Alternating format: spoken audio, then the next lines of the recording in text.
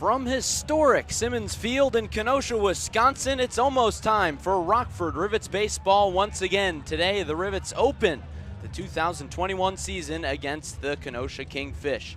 Good afternoon, everybody, and happy Memorial Day. Thanks for joining us. I'm Larry Larson, and with you today and all season long on the Rockford Rivets radio network.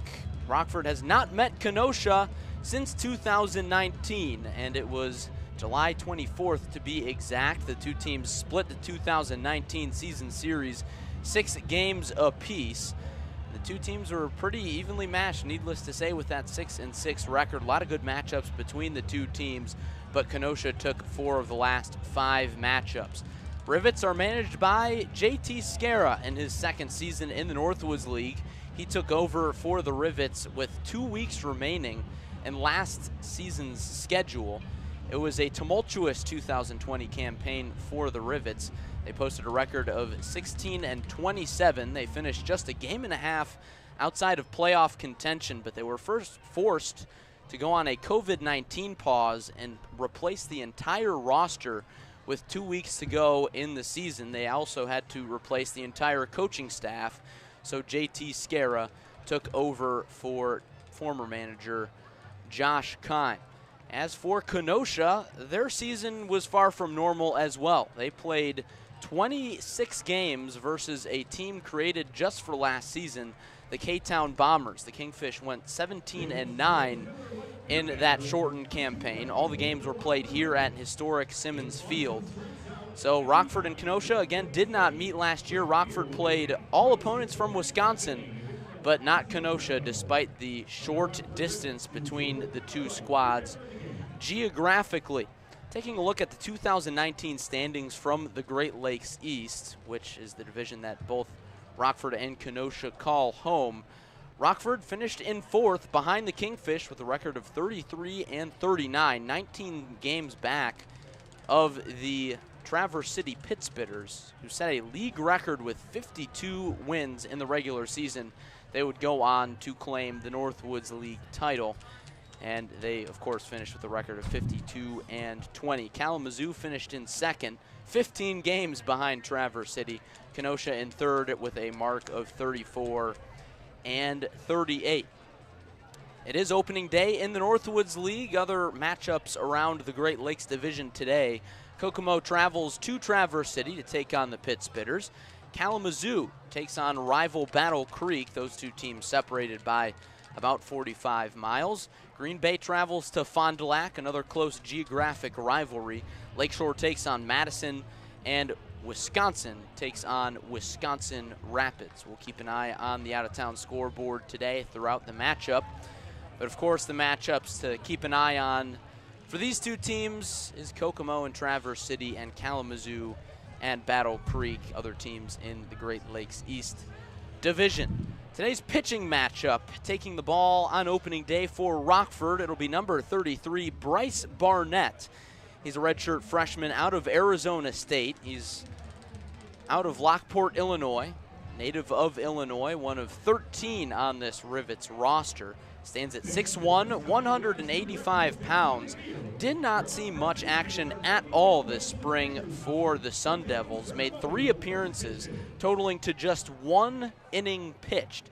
He surrendered 1 earned run, 1 strikeout, and 1 walk. His last appearance came on April 21st against Grand Canyon. In 2020, though, Mr. Barnett was very sharp. In 8 appearances, he went 8 1/3 innings pitched, struck out 17 and walked just 5. And if you total out the numbers, Barnett struck out 44% of the batters he faced in 2020. He's going to face a pitch limit of 50 today, put in place by manager JT Scara as Barnett works to get stretched out into a starting role. Behind him in the bullpen today for the Rivets will be a left-hander, Keegan McCarty out of Lakeland Community College. As for the Kingfish, they will trot out a right-hander, Brock Wyrather. He's going to head to Richmond in the fall to finish up his NCAA baseball career after spending 4 seasons at Grinnell College at the D3 level. Wyrather was pretty sharp this season. in the spring. He went 35 innings pitched in 5 appearances with a 4.11 ERA, 39 strikeouts to just 8 walks. So it was phenomenal control showcased by Mr. Rather in the spring season.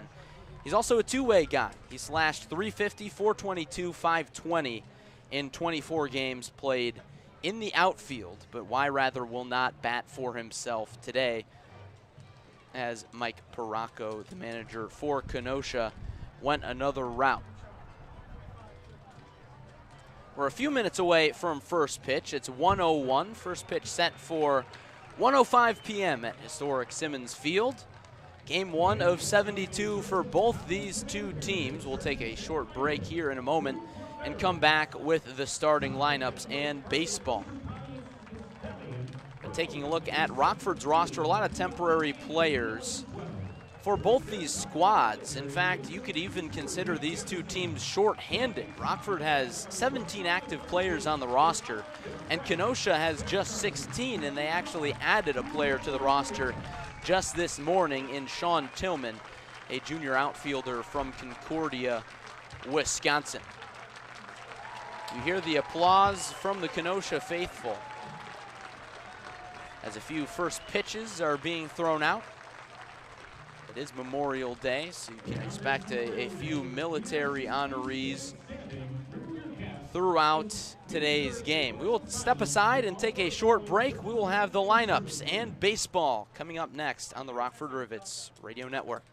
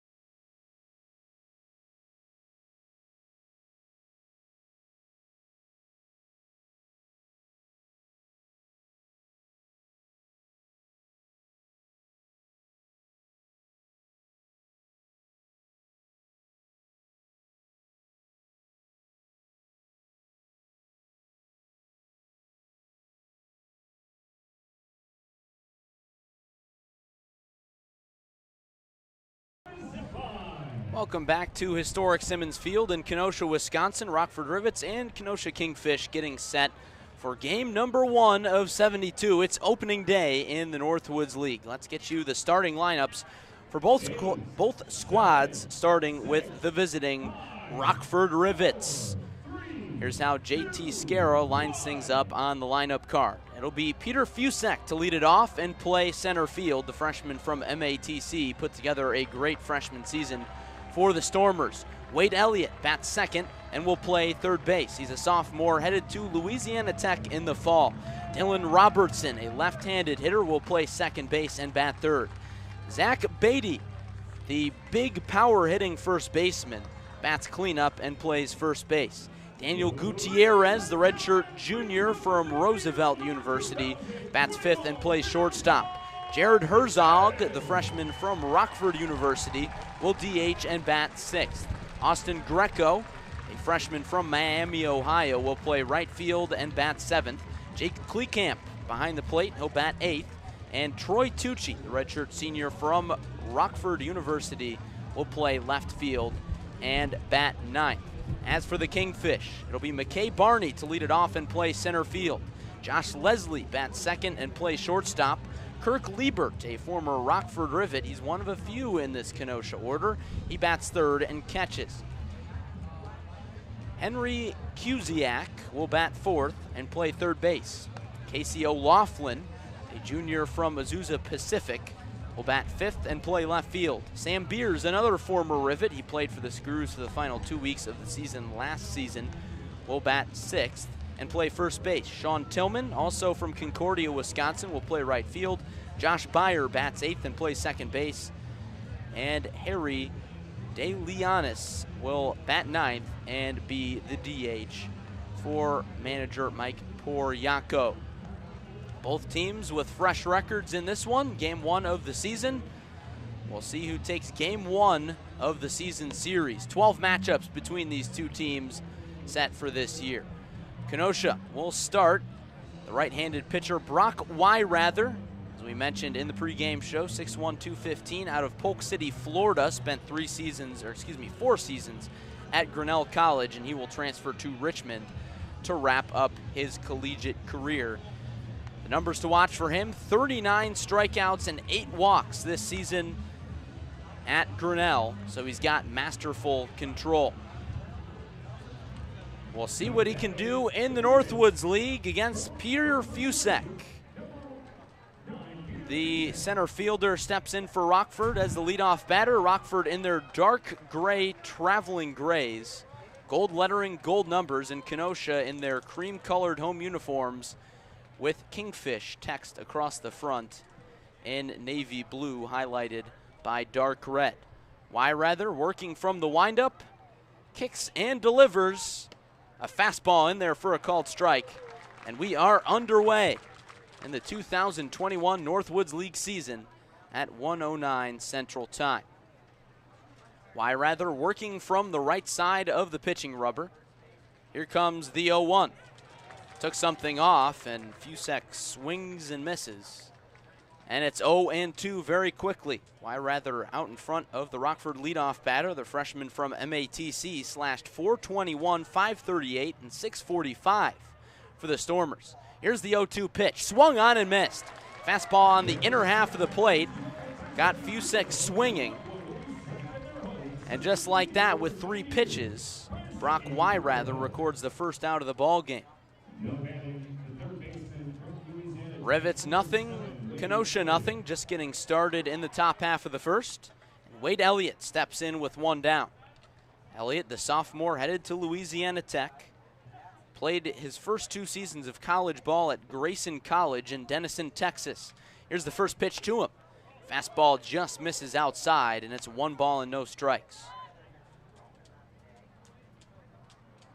Elliott slashed .340, .460, and .500 at Grayson. Was originally committed to play at Oklahoma. 1-0 to him. Offers and loops it into right center field. The center fielder, Barney, shades over into right and makes a jogging grab. Scored an F8, and there's quickly 2 down in the top half of the first. Scoreless ball game, and it's up to Dylan Robertson to extend the inning. Robertson, a freshman from Iowa Western Community College, one of 2 left-handed batters in the Rivets order. Robertson steps into the left-handed batter's box, drags some dirt around. Right-handed pitcher, left-handed batter. Y rather working from the windup and fires the first pitch. Fastball misses low and away to the left-hander, and it's 1-0. Robertson batted .377 this season at Iowa Western. 1-0 to him. Line drive right at the shortstop, Josh Leslie, and he reaches below his knees to make the grab. And it's a 1-2-3 first inning to start the season for Rockford. Solid work from Brock Y rather for Kenosha. And after a half inning, it's Rivets nothing. And the Kingfish coming up on the Rockford Rivets Radio Network.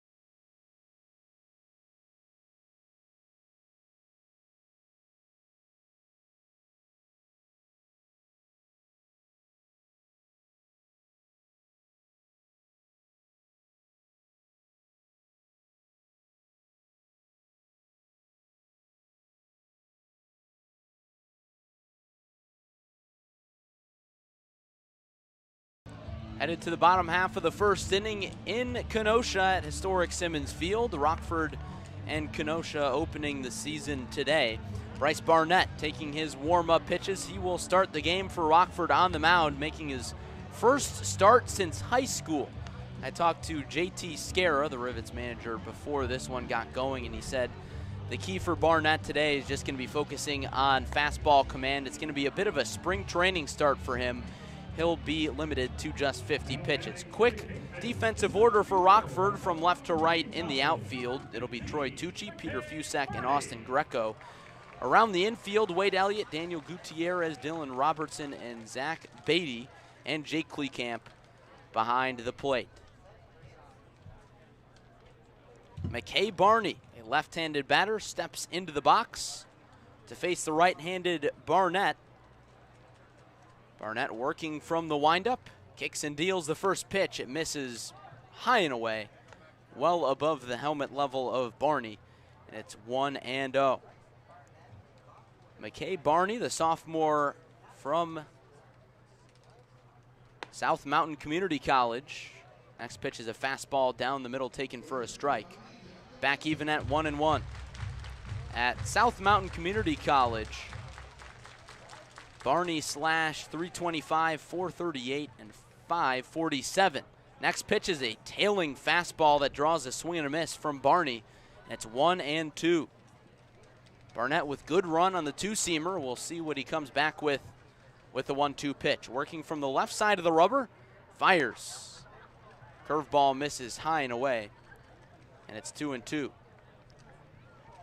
Barney sporting the stirrup socks with short pants, taps the plate twice, crowds the inside part of the left-handed batter's box, and waits for the 2-2. It's on the way. Fastball called, strike three on the outer half. Barney didn't like the call as he walks back dejected to the third base dugout, but Barnett picks up a backwards K to start his Northwoods League career. Now the number 2 batter, Josh Leslie, steps in. 0-0 ball game between Rockford and Kenosha, bottom half of the first. Leslie, the junior, headed to McNeese State. He watches a first pitch fastball well above the letters for ball one.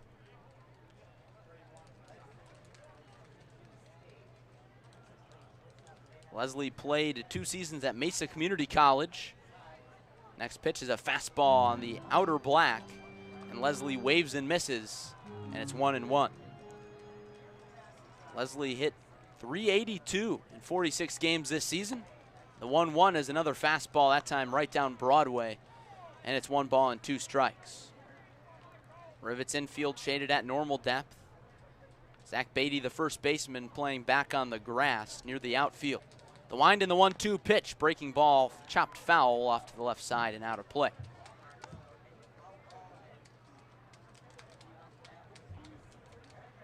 Barnett sporting gold and black stirrups on the bump for Rockford today. The right-hander takes a deep breath, nods, has his sign, and fires the 1-2.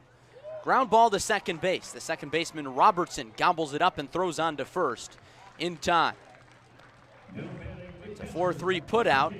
2 up, 2 down for Kenosha in the bottom half of the first. Scoreless contest. And that brings up the former Rockford Rivet, Kirk Liebert. Liebert, the junior at the University of Kentucky, played 2 seasons at Wabash Valley Community College, where he really tore up the junior college circuit, but saw limited action this season for the Wildcats. Here's the first pitch to him. Curveball got away from Barnett. I don't know what happened there, but it sailed well over the head of the catcher, Kleekamp, all the way to the backstop. Now the pitcher will get a new baseball, as it is a brick backstop at historic Simmons Field, so anything that bounces off those bricks is likely to scuff the baseball. Liebert, a left-hander,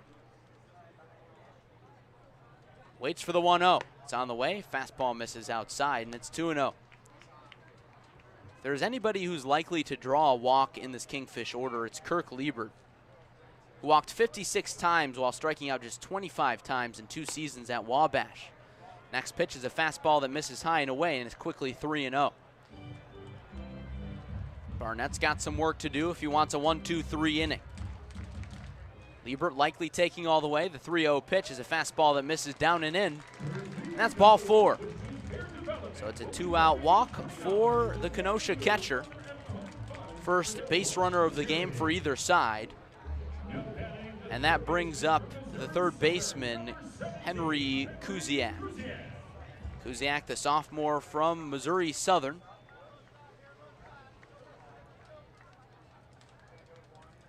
Hit .341 this season.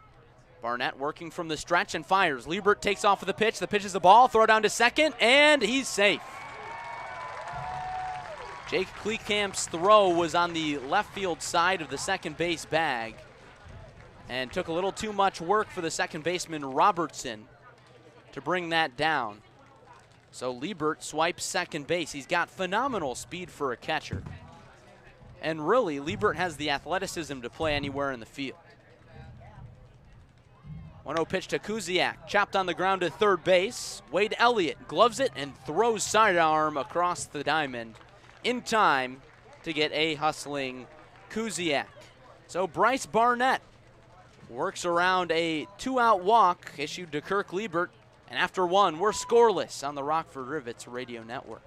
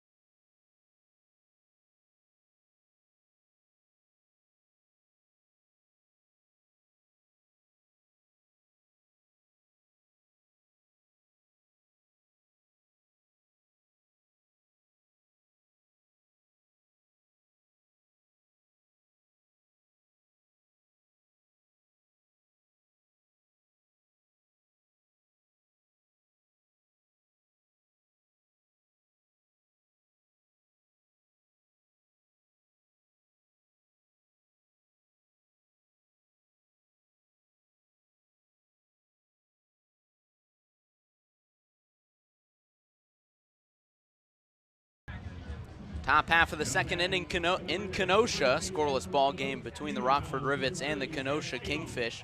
First game of the season for both squads. Opening day on Memorial Day across the Northwoods League. And the stands are packed here at historic Simmons Field. It's good to see so many fans back in the stands enjoying their holiday. Here in the second inning, it'll be 4-5-6 due up for the Screws against the right-hander Brock Wyrather, starting with Zach Beatty, the big first baseman, standing at 6'6", homered on his first collegiate pitch he saw this spring. We'll see if he can do the same in the Northwoods League. First pitch to him. Fastball letter high, called strike. Right down the middle. And Wyrather working ahead once again. Wyrather working from the windup. Right side of the rubber. And the righty on righty matchup. He's got his sign. Here comes the 0-1 pitch. Off speed, draws a swing and a miss from Beatty. Would have jammed him if he made contact, and it's quickly 0-2. Beatty's probably licking his chops at the short porch in left field here in Kenosha. We'll get to that in a minute. Wyrather winds and deals the 0-2 pitch. Tried to draw a swing and miss with the changeup. Couldn't get Beatty to swing. And it's 1 ball and 2 strikes. Beatty waves the bat around with a very narrow batting stance in the right-handed batter's box. 1-2 pitch. Fastball got him swinging. And there's one away here in the second inning. Second strikeout for Brock Wyrather. And that brings up Daniel Gutierrez, the redshirt junior from Roosevelt. 0-0 ball game. Top half of the second. Gutierrez steps in with the bases empty. Gutierrez hit .356 with 2 homers for Roosevelt. Here's the first pitch to him. Fastball paints the outer half, and it's 0-1. Wyrather's command has been so good early on. Getting out in front of batters, it's easy to see why he did not walk many batters at all at Grinnell. 0-1 pitch. Fastball cued on the ground to second base. Josh Beyer scoops and throws in time to the first baseman, Sam Beers.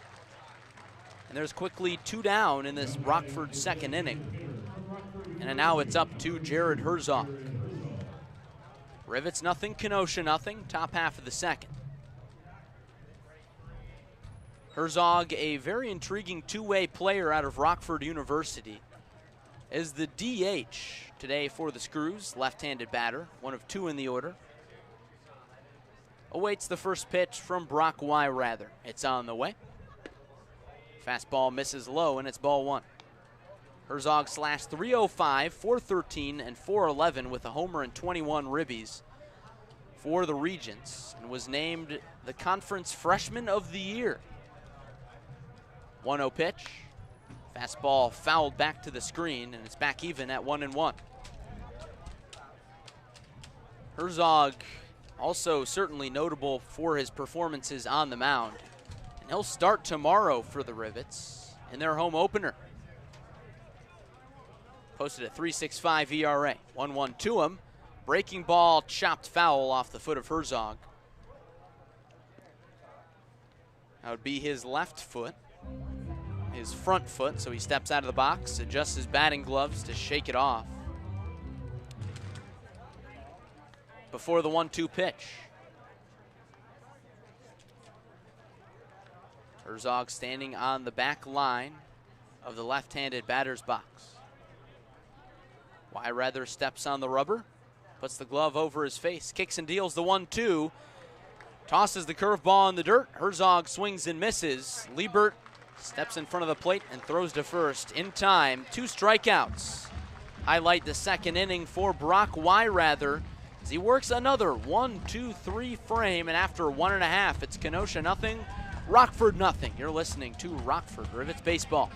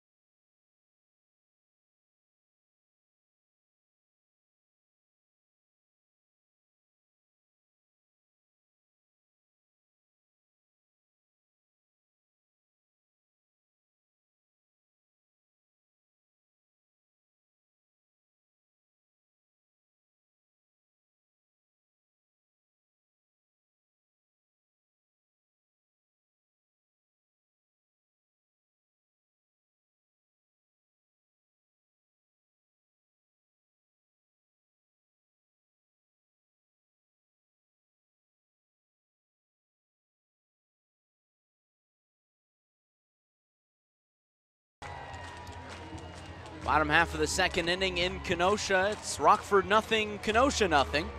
It'll be Casey O'Loughlin, Sam Beers, and Sean Tillman.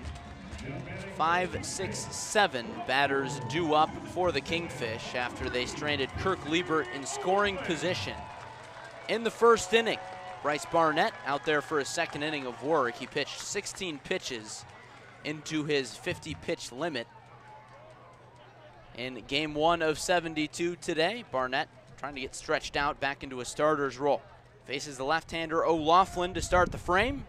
Fires the first pitch, misses well high and away, and it's 1-0.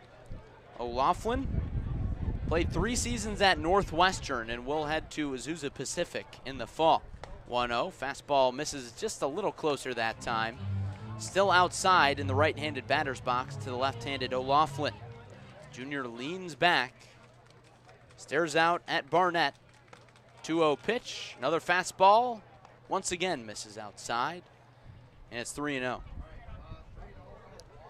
O'Loughlin played for the Kingfish last summer and hit .229, on base percentage of .308.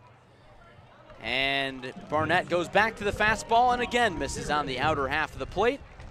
So O'Loughlin with a good start to his Northwoods League season this summer, drawing a leadoff walk. It's one thing that Barnett has to avoid if he wants to have a long outing today, is those walks. Brings up Sam Beers with a runner on first base. Scoreless ball game, bottom half of the second. Beers, a former Rockford Rivet. Boy, did he have a good spring. First pitch to him. Fastball misses inside to the right-handed batter, and it's 1-0. Beers hit .442 and slugged .705, including 7 home runs this spring for Concordia, Wisconsin. O'Loughlin takes his lead at first base. 1-0 pitch. Again misses inside. Beers raising the hands, and it's 2-0. You hear the chants. A lively crowd on Memorial Day at historic Simmons Field. Barnett looks at O'Loughlin on first, comes set at the belt, and delivers the 2-0. Misses upstairs. Barnett has really lost his command to start the second inning. He's in danger of walking his third batter of the day. Beers ahead 3-0.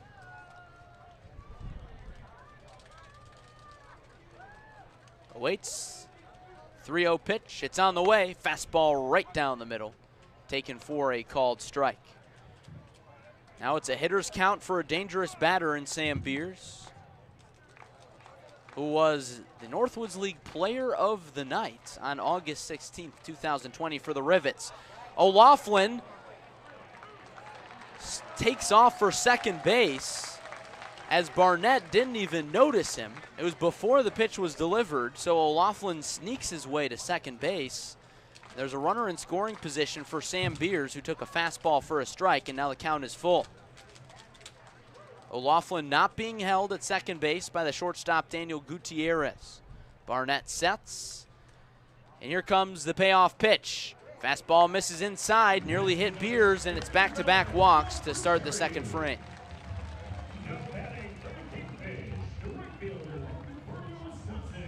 Rockford nothing, Kingfish nothing, but the Fish are threatening here in the second with Sean Tillman stepping to the plate. Tillman, the right fielder from Concordia, Wisconsin.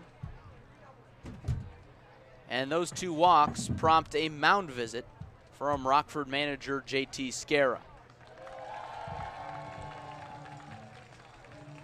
JT Scara in his second season in Rockford, although it is his first full season at the helm of any baseball team above the travel team level. And Scara told me something he's always wanted to do is manage. He's got a lot of coaching experience at the independent ball level. In fact, he was set to be the hitting coach for the Southern Illinois Miners in the Frontier League last season, before the Frontier League season did not happen.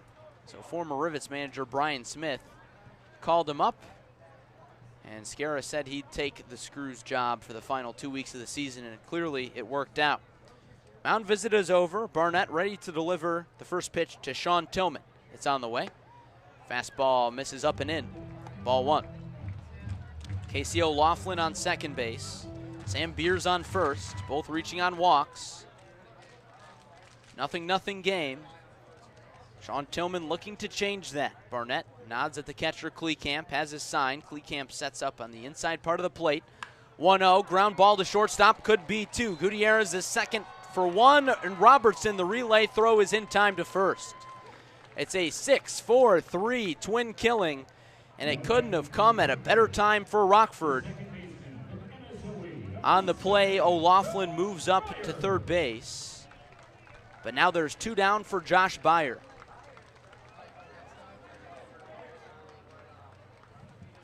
Josh Beyer, the junior from the Milwaukee School of Engineering, hit .293 there this spring. First run of the season, 90 feet away. First pitch to him. Fastball catches the inside part of the zone. 4-1. Barnett's fastball command has gotten much better after that mound visit from JT Scara. First inducing that double play. We'll see what he does here. He sets at the belt, delivers the 0-1. Swung on and chopped foul just past the Kenosha third base dugout. It's quickly 0-2. Barnett looking for his first strikeout against the 8-batter Josh Beyer. Gazes in for the sign. He's got it. Here's the 0-2 pitch. Swung on and missed, strike three. It was a curveball in the dirt, and Beyer waved and missed at it nearly in the left-handed batter's box, and that ends the inning. Masterful work by Bryce Barnett, working around two consecutive walks to start the inning, and the score remains Kingfish 0, Rivets 0. After two, you're listening to Rockford Rivets Radio.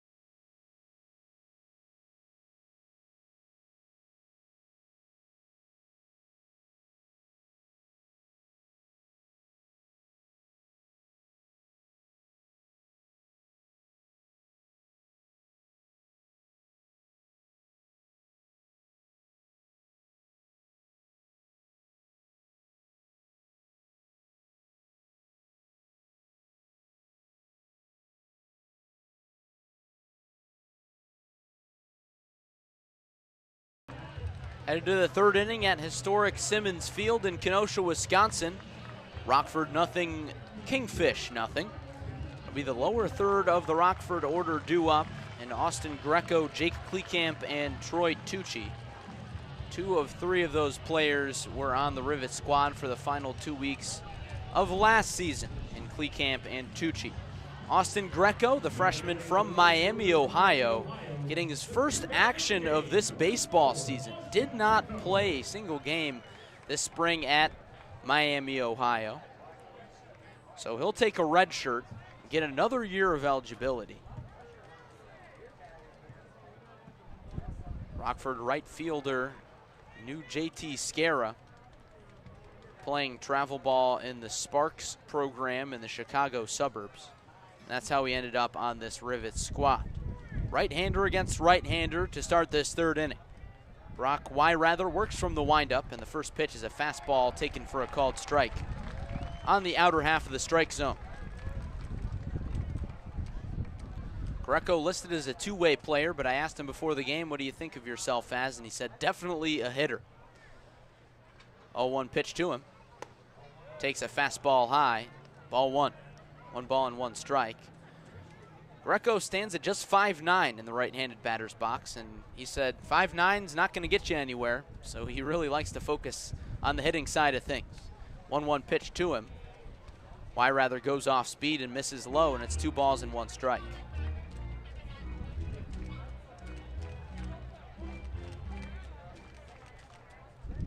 The wind is blowing out to left field here at Simmons Field. We'll see if that becomes a factor. 2-1 pitch. Fastball swung on and fouled straight back. Greco was on it, but now the count is 2 balls and 2 strikes. Jake Kleekamp waits on deck. The dimensions here in Kenosha, 314 down the left field line, but 300 to straightaway left. 400 to center, 330 down the line and right. 2-2 pitch to Austin. Greco swung on and missed. Strike 3. Strikeout number 4 of the afternoon for Brock Weirather. And he has retired the Rockford lineup in order so far. 0 for 7 are the Rivets. We'll see if Jake Kleekamp, the 8 batter, can change that. Rivets nothing, Kingfish nothing. Top half of the third in Kenosha. Jake Kleekamp, the redshirt sophomore from Milwaukee Area Technical College. Right-hander against right-hander, and Kleekamp takes a fastball that paints the outer half of the strike zone, and it's 0-1. Kleekamp hit .305, .378, and .495 this spring for Zach Charbonneau at Milwaukee Area Tech. Long pause from Weirather. Now he's got his sign and delivers the 0-1. Goes back to the fastball, and Weirather fell down on the delivery, but still fired a strike. Looked like he slipped a little bit on the follow-through, but he's up and moving around just fine. And Kleekamp is behind 0-2. The big and burly catcher crowds the plate a little bit in the right-handed batter's box. Here's the 0-2 pitch. Fastball misses low in the dirt, and it's 1 ball and 2 strikes. Kleekamp will start the first 4 games of the season for Rockford at catcher until some roster reinforcements arrive. 1-2 pitch. Curveball, swing and a miss in the dirt. Liebert throws down to first, where Beers makes the catch to retire Jake Kleekamp. 5 Ks for Brock Weirather through 2 2/3. That brings up the 9 batter, Troy Tucci. Tucci, the redshirt senior, playing for the Rivets as a sort of last hurrah for his baseball career. Here's the first pitch on the way to him. Swung on and chopped right back to the pitcher, Weirather. And he fields and takes a few steps and throws in time to Sam Beers at first base, and that ends the inning. It's another 1-2-3 frame for Brock Weirather. 9 up, 9 down for the Rivets so far. And after 2.5, it's the Rivets nothing and the Kingfish nothing. You're listening to Rockford Rivets Radio.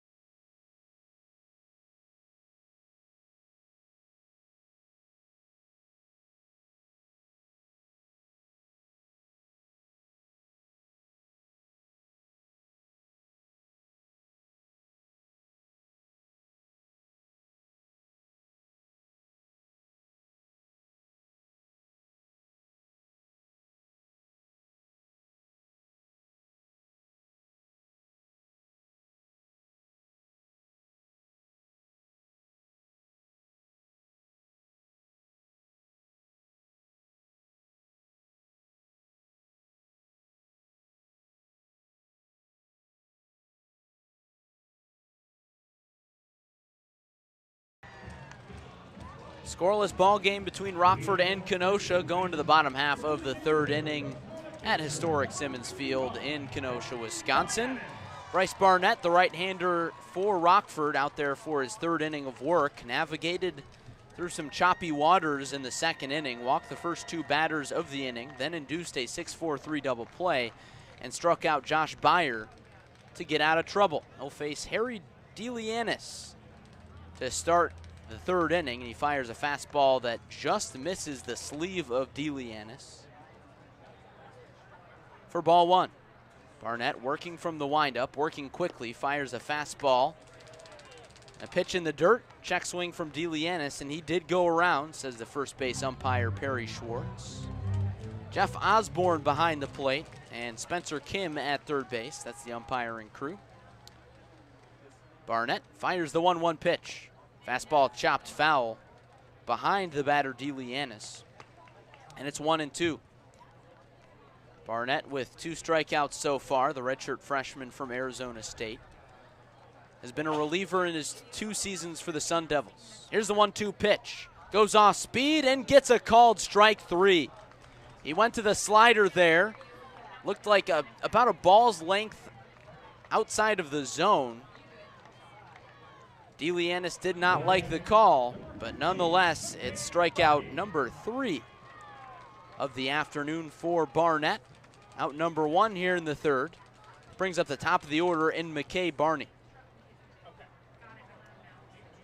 Scoreless ball game. Thanks for joining us on the Rockford Rivets Radio Network. Barney is 0 for 1 with a strikeout. Squares around to bunt and pulls back as Barnett misses outside with a fastball. 1 ball and no strikes. Barnett working very quickly, wasting no time. Winds and fires. Fastball again misses outside, and that's where he's missed nearly every fastball today. Inside to righties, outside to lefties. Barney, a left-handed batter. 2-0 pitch. Swing and a miss on a fastball. Again outside, but close enough to the zone to draw the wave and a miss from Barney. Barnett gets the ball back, quickly steps on the rubber. Just his right foot on the rubber, his left foot off to the left side. Side steps and deals, and a curveball misses outside. 3 balls and 1 strike.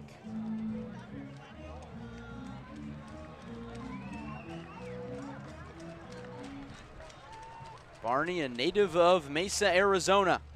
3-1, fastball in the dirt, swung on and missed. Barney has been tempted to swing at some of those pitches low in the zone, low outside of the zone to be exact. And now the count is full. Barnett looking for back-to-back Ks to start the third inning. The Lockport native takes a deep breath, has his sign. Here comes the payoff pitch. Curveball right down the middle, it looked like, but taken for ball 4. So it's a 1-out walk issued to McKay Barney. Frankly, from our angle, it's hard to tell whether a pitch is high or low, so I would guess that curveball missed low in the zone to Barney. And the Kingfish have a 1-out base runner. Brings up Josh Leslie, grounded out to second base in the first. And the runner takes off. Pitch is a called strike, throw down to second. Just a hair late. As Barney swipes second base. Kleekamp's throw was on the money to the right field side of the second base bag. Dylan Robertson tried to slap the tag down, but could not do so in time. Barney with great speed. So the go-ahead run here in the third inning is now on second base. Here's the 0-1 pitch to Josh Leslie. It's on the way. Curveball catches the inner part of the zone. And it's 0-2. Leslie had 36 RBIs at Mesa Community College, or excuse me, South Mountain Community College in Phoenix. Transfer from BYU. 0-2. Fastball chopped up the third base line and it bounces foul. Weak contact from Leslie there, but it gets him new life. We'll have another 0-2 pitch. Barney got a good jump. He retreats back to second base. There's a nice buzz throughout Simmons Field today. Crowds lining the third base and first base grandstands. Barnett back on the rubber.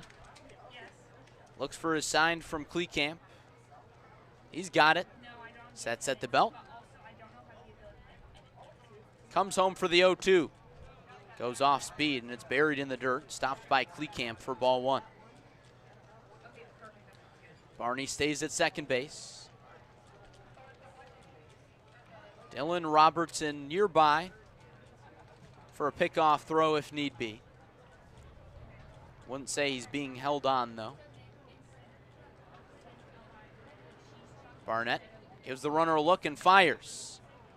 Fastball swung on and fouled off the leg of Leslie as he puts up a good battle here. JT Scarra, the Rivets manager, out to retrieve that foul ball. Looking in the Rivets dugout, there's just one player in there, and it's Jared Herzog, the DH. Everybody else is sitting in the bullpen, and that kind of shows you how short-staffed the Rivets are to start this season. Barnett sets at the belt once more. And here comes another 1-2 pitch. Cued up the first base line, slow roller. Barnett grabs it himself, reaches out, and gets the tag on Josh Leslie just before he runs by the pitcher. The play happened roughly 5 feet from first base, if that. A lot of awkward contact there. Barnett just quick enough to record the out. On the play, McKay Barney moves up to third base.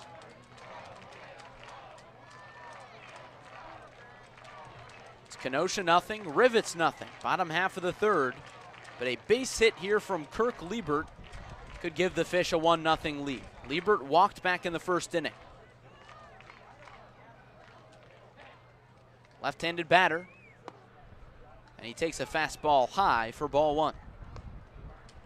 This will likely be Bryce Barnett's final inning of work.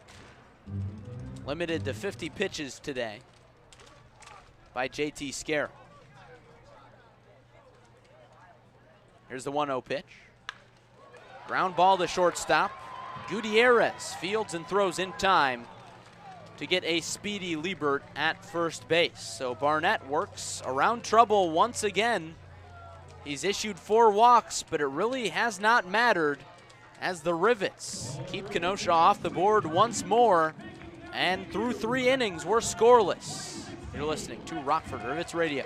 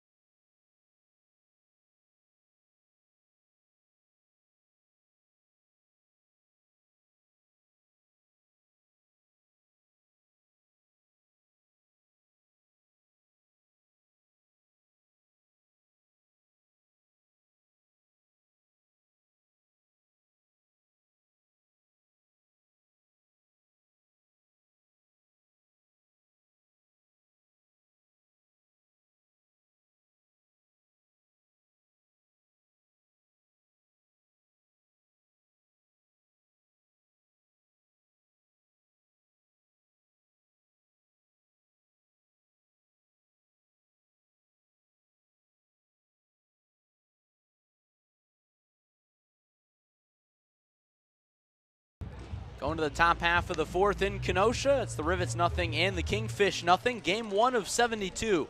Opening day in the Northwoods League. And in case you're just joining us, you have not missed much offense. It's been a pitcher's duel. Brock Weirather retiring Rockford in order so far. And on the other side of things, Bryce Barnett working in and out of trouble to keep the Kingfish off the board. It'll be the top of the order here in the fourth for Rockford, starting with Peter Fusek. The freshman from MATC struck out swinging to start today's ball game. Weirather set to work from the windup. First pitch. Ground ball to the hole at shortstop. Leslie throws to first, and it's a short hop, and it gets over Sam Beers. And the Rivets have their first base runner. That'll be ruled an error. Likely a throwing error on the shortstop.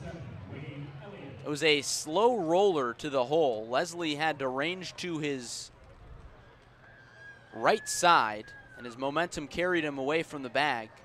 So an E6 gives the Rivets their first base runner here in the fourth inning. And that brings up Wade Elliott, who flied out to center field in the first. Weirather working from the stretch for the first time today. Here's the first pitch. Fastball misses inside.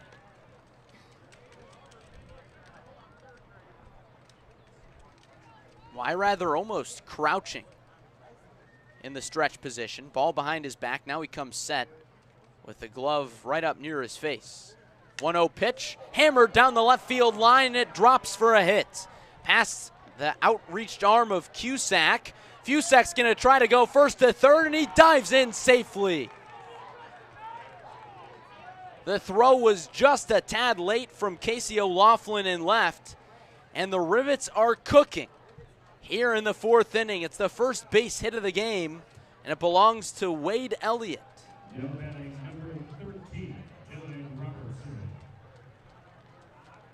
The sophomore headed to Louisiana Tech. Gave that one a ride. He moved up to second on the throw. Ripped tightly down the left field line. As soon as you saw that get past the third baseman, you knew it was trouble.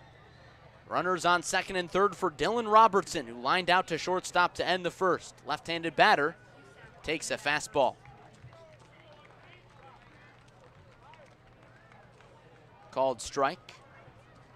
And it's 0-1. Robertson with 46 RBIs this spring. Could pick up 2 here with a single. 0-1. Fastball lifted the opposite way. Left fielder Laughlin takes a few steps back, makes the catch. Fusek tags up from third, and he'll score without a throw. The Rivets take a 1-0 lead in the top half of the fourth. It's a sac fly for Dylan Robertson. A nice piece of hitting. Not trying to do too much. Saw a fastball on the outer half and lifted it into left field.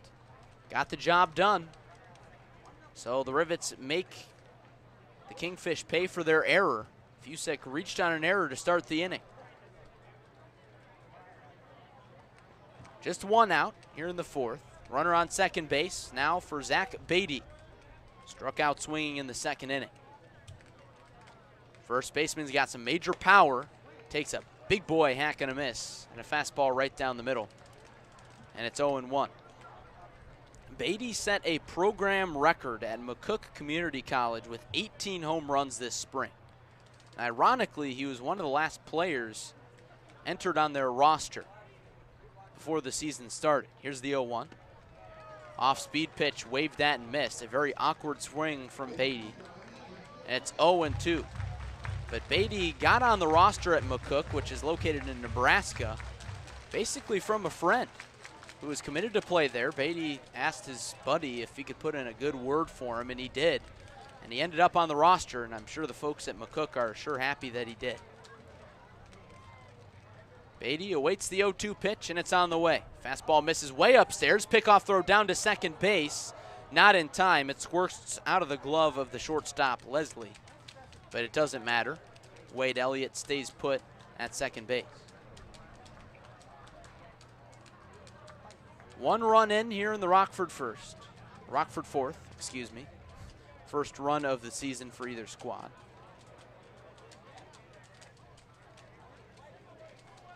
Weirather gazes in for the sign. He's got it. Here comes the 1-2 pitch. Fires a curveball that misses outside and low. Back even at 2-2. Beatty displaying good plate discipline here. Very narrow batting stance, sporting blue batting gloves. right-handed batter's box, hands below the letters. Sort of like a Anthony Rizzo type stance. And Beatty calls time after a long pause from Wyrather. Perhaps a mind game being played. Wyrather steps back on the right side of the rubber, sets at the belt, fires the 2-2 pitch. Off-speed pitch hammered down the left field line, but hooking foul. Beatty was all over that one. Would not be surprised to see Wyrather come back and fire a fastball. That was an off-speed pitch from the righty. He did get Beatty with a change of pace earlier in the count. Wyrather gets the sign from Kirk Liebert, the catcher, and now time is called.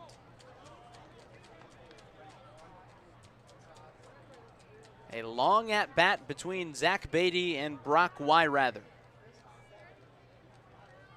Wyrather has his sign, delivers the 2-2 pitch. Curveball really froze Beatty, but it just misses inside. Beatty nearly stepped in the bucket towards third base. He thought that one was going to come a little bit more inside. It was a dirty pitch, but not dirty enough for the home plate umpire. Now the count is full after Beatty was behind 0-2.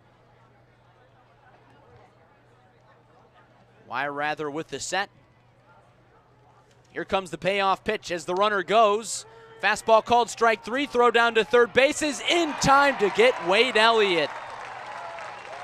A strike him out, throw him out, double play. Ends the top half of the fourth for Rockford, but the damage was done. A sac fly by Dylan Robertson scores Peter Fusek, and the Rivets are on top after 3.5. It's 1-0. You're listening to Rockford Rivets Radio.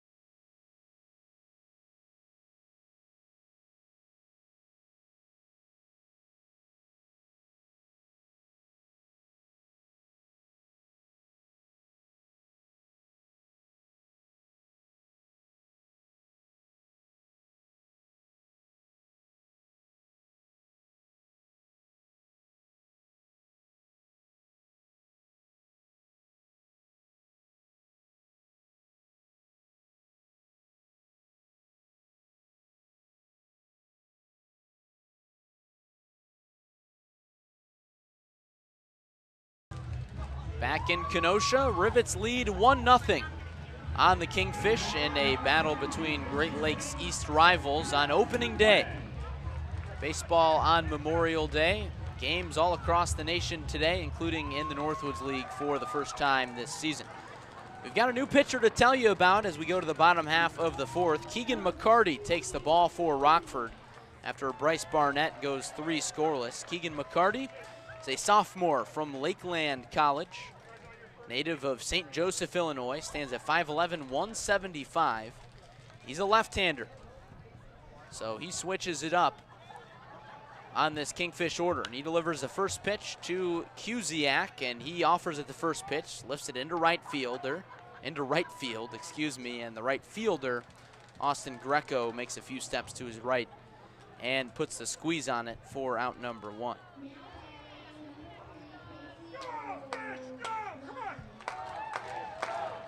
That brings up Casey O'Laughlin with 1 out here in the fourth.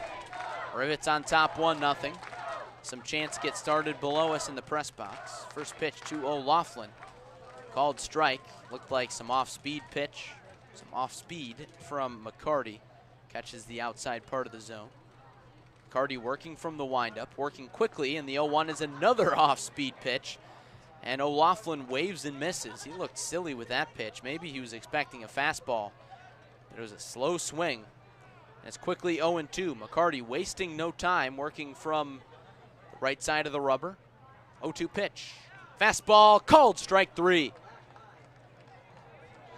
On the outside, Black to the left-hander O'Loughlin.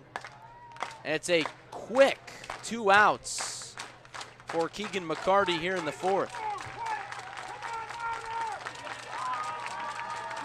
It's McCarty's first strikeout after taking over for the starter Bryce Barnett, who's on a 50-pitch limit.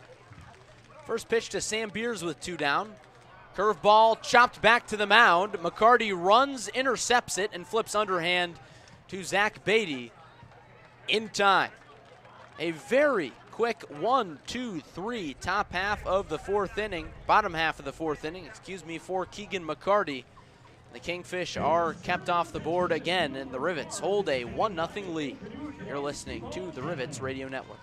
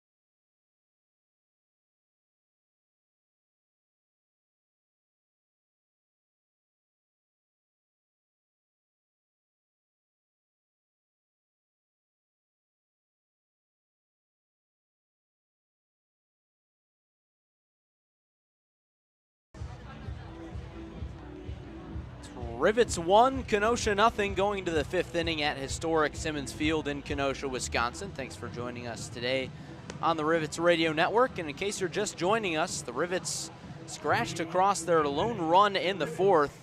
It was of the unearned variety, as Peter Fusek started the inning by reaching on an error. It was the Rivets' first base runner. Wade Elliott followed with a single, and Dylan Robertson brought home Fusek with a sac fly into left field. Got to take what you can get in a pitcher's duel when you're facing a guy like Brock Wyrather, who's really looked solid and struck out 6 Rivets. He'll face 5, 6, 7 in the Screws order, starting with Daniel Gutierrez, who's 0 for 1 with a ground out. Gutierrez, the redshirt sophomore from Roosevelt University. He takes the first pitch, curveball, low and away in the dirt. 1 ball, no strikes. Gutierrez was a former member of the Chicago State baseball team. 1-0 pitch. Swung on and fouled off. Hits the net and bounces on top of the Rivets dugout, where a fan can't make the play on the hop. But Roosevelt started at Chicago State, and then the program was shut down in 2020. There's 1-1 pitch. Gutierrez squares to bunt. He bunts it foul up the third base line. Had a good idea there. Cusiak, the third baseman, was shaded back. But now it's strike two. 1 ball and 2 strikes on the right-handed batter.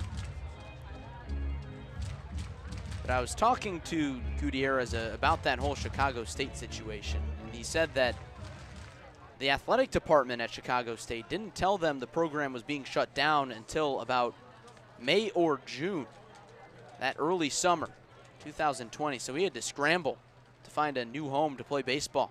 1-2 pitch, swung on and poked the opposite way into right, giving chase the right fielder Sean Tillman, and he dives and can't make the play, but it's a foul ball.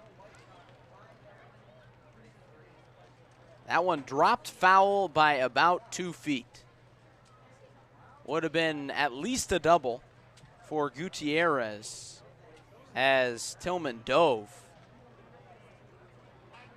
One probably would have gotten all the way to the wall and resulted in 2, maybe 3 for Gutierrez.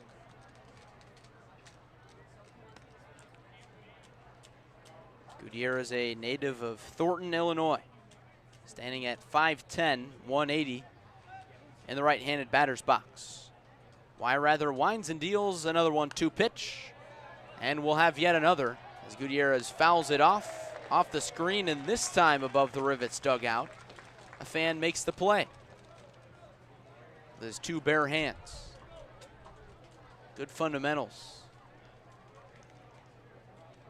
And the battle resumes. Rather fires another 1-2 pitch. This one's driven into center. Sends Barney back a few steps, and he reaches just above the bill of his cap to make the play. Score it an F8 to start this top half of the 5th inning. Rivets 1, Kenosha nothing. 1 down, nobody on for Jared Herzog. Herzog struck out swinging, was Rather's 3rd strikeout victim in the 2nd inning. Herzog with an open batting stance, and here comes the first pitch.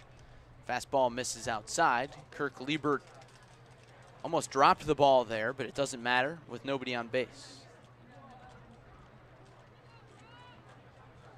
1-0 on the DH from Rockford University.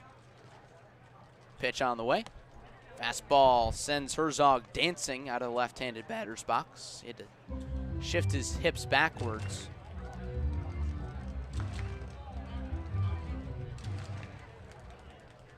Herzog, kind of a relaxed batting stance. Line drive hitter, 2-0 pitch. Swung on and chopped foul up the first base side. Herzog was a staple in the Regents order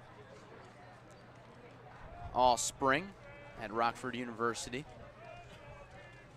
As the DH, but also as the pitcher. And he would hit for himself, too. 2-1 pitch to him. Popped the opposite way, foul over the third base grandstand. No fan caught that one on the fly, but somebody did grab it. Looks like an older gentleman with a beer in his right hand and now a baseball in his left. Great crowd on hand on this Memorial Day at historic Simmons Field. Rather's worked it back to 2-2. Works from the windup, and here's the pitch. Fastball misses low, and it's full.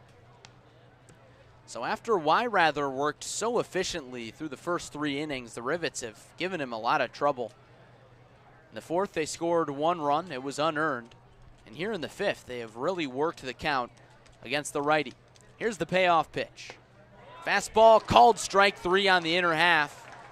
Herzog turned away from the pitch, but it caught just enough black for home plate umpire Jeff Osborne to ring him up. So Rather wins the battle. 7 strikeouts for him today. That brings up Austin Greco. Boy, is this game zipping along. Just over 2 hours, or 1 hour played, excuse me. Here's the first pitch to Austin Greco. Curveball in there for a strike. Greco is 0 for 1 with a swinging strikeout in the 3rd inning. Really getting his first college baseball action of the calendar year. Here's the 0-1. Fastball misses low and away. 1 ball and 1 strike. Greco might see some pitching action for the Rivets, especially in the early goings of this season. 1-1 to him. Fastball swung on and hit real hard into the first row of seats. Just past the first base dugout. Looked like somebody got hit. Hope everybody's okay there.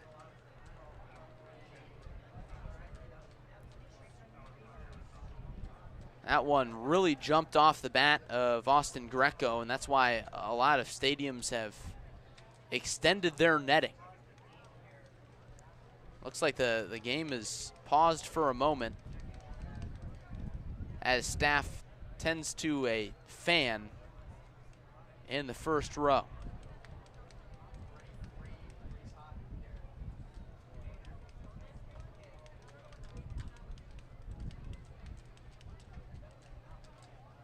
Never what you want to see. A few young fans in that area. Looked like a young fan may have gotten hit with that foul ball. They're being attended to by Kenosha staff. And fan is carried out. Never what you want to see as the fans clap as the fan heads out to the concourse. And man, I'm quite frankly surprised that there's not netting that extends a little bit further down the lines here at Simmons Field. But now back to baseball. It's a 1-2 count on Austin Greco. 2 outs here in the top half of the 5th. Rivets lead 1-0. Rather looking for strikeout number 8. Here's the wind and the pitch. Fastball right down the middle. Foul tip for strike 3 into the glove of Kirk Liebert. So after Rather surrenders a run in the 4th, he's back to his efficient ways in the 5th as he sets down the Rivets order 1, 2, 3, and the score remains Rockford 1, Kenosha 0. You're listening to the Rivets Radio Network.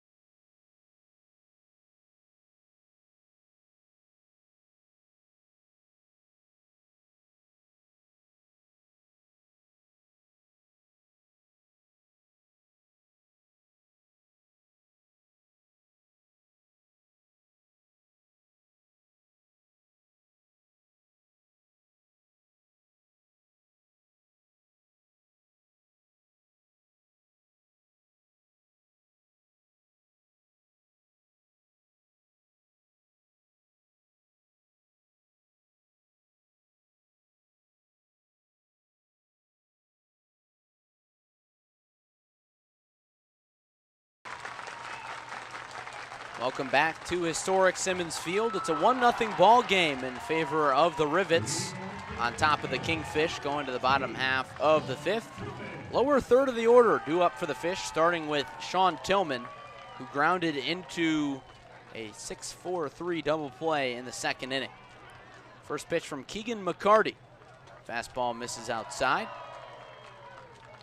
McCarty came on in relief of Bryce Barnett and worked a highly efficient 4th inning. 1-0 pitch, swung on and missed. Looked like McCarty went back to the fastball.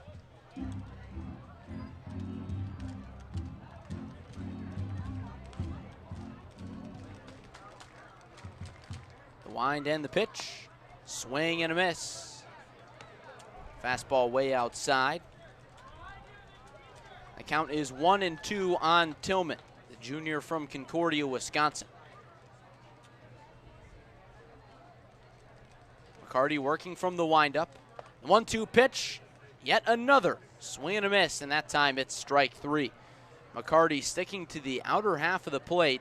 Tillman just could not catch up to the fastball there. And it's strikeout number 2 of the afternoon for McCarty. If McCarty pitches well, he could go the rest of the way for the Rivets.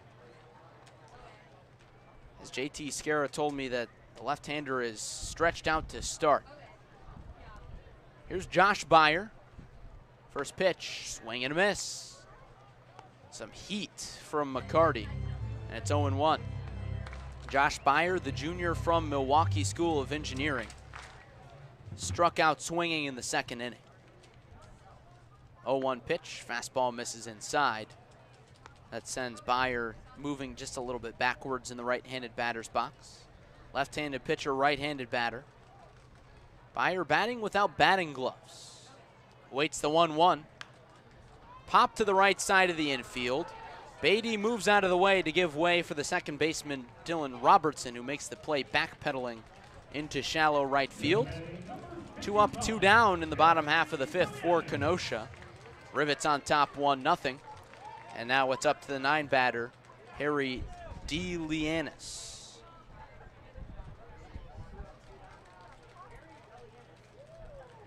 It's a cloudy day in Kenosha, but seasonably warm. Temperature right around 72 degrees. First pitch to DeLianis, drops down a bunt right back to the pitcher, McCarty. Fields throws just in time at first base to beat a hustling DeLianis by a blink of an eye. So it's another 1-2-3 frame for Keegan McCarty. And Kenosha is still looking for its first hit of the ball game as we go to the top half of the 6th inning. It's Rivets 1, Kenosha 0. You're listening to the Rockford Rivets Radio Network.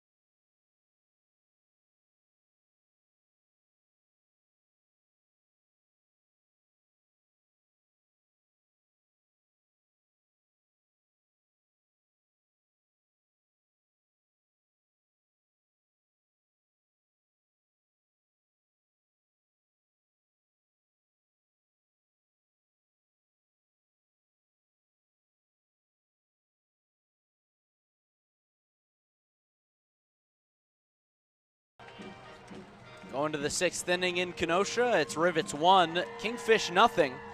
This game might be being played at a record pace. It's 2:20 p.m. and the game started at 1:09 p.m. after a scheduled 1:05 start. And it has been a pitcher's duel as Bryce Barnett and Keegan McCarty have combined to keep Kenosha out of the hit column for Rockford. And Brock Wyrather has surrendered just 1 run on 1 hit and 1 error for the Fish. He'll face 8-9-1 in the Rockford order, starting with Jake Kleekamp, the redshirt sophomore from Milwaukee Area Tech. Struck out swinging back in the 3rd inning. First pitch from Wyrather. Nice curveball that broke a little bit too much. Went strike to ball on the outer half. And it's 1-0. Kleekamp with some pop from the right side. Awaits the 1-0 pitch from Wyrather. It's on the way. Goes back to the curveball, this time a lot less close, and that one misses in the dirt. It's 2 balls and no strikes. Wyrather has yet to issue a walk, and he's struck out 8 Rivets. Pretty much on par what he did at Grinnell College. 2-0 pitch, fastball jam shot straight over our heads. Over the net. And that one rode in on the hands of Kleekamp.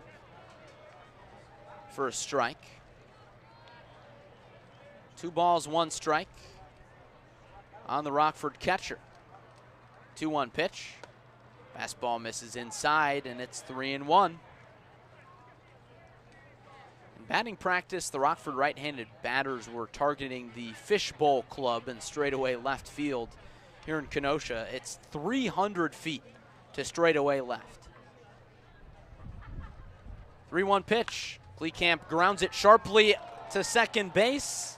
Byer dives, knocks it down, but doesn't have a play. So Kleekamp reaches on a hit. A valiant effort by the second baseman Byer to try and knock it down. Now Kleekamp is 1 for 2. Rockford's second hit of the ball game.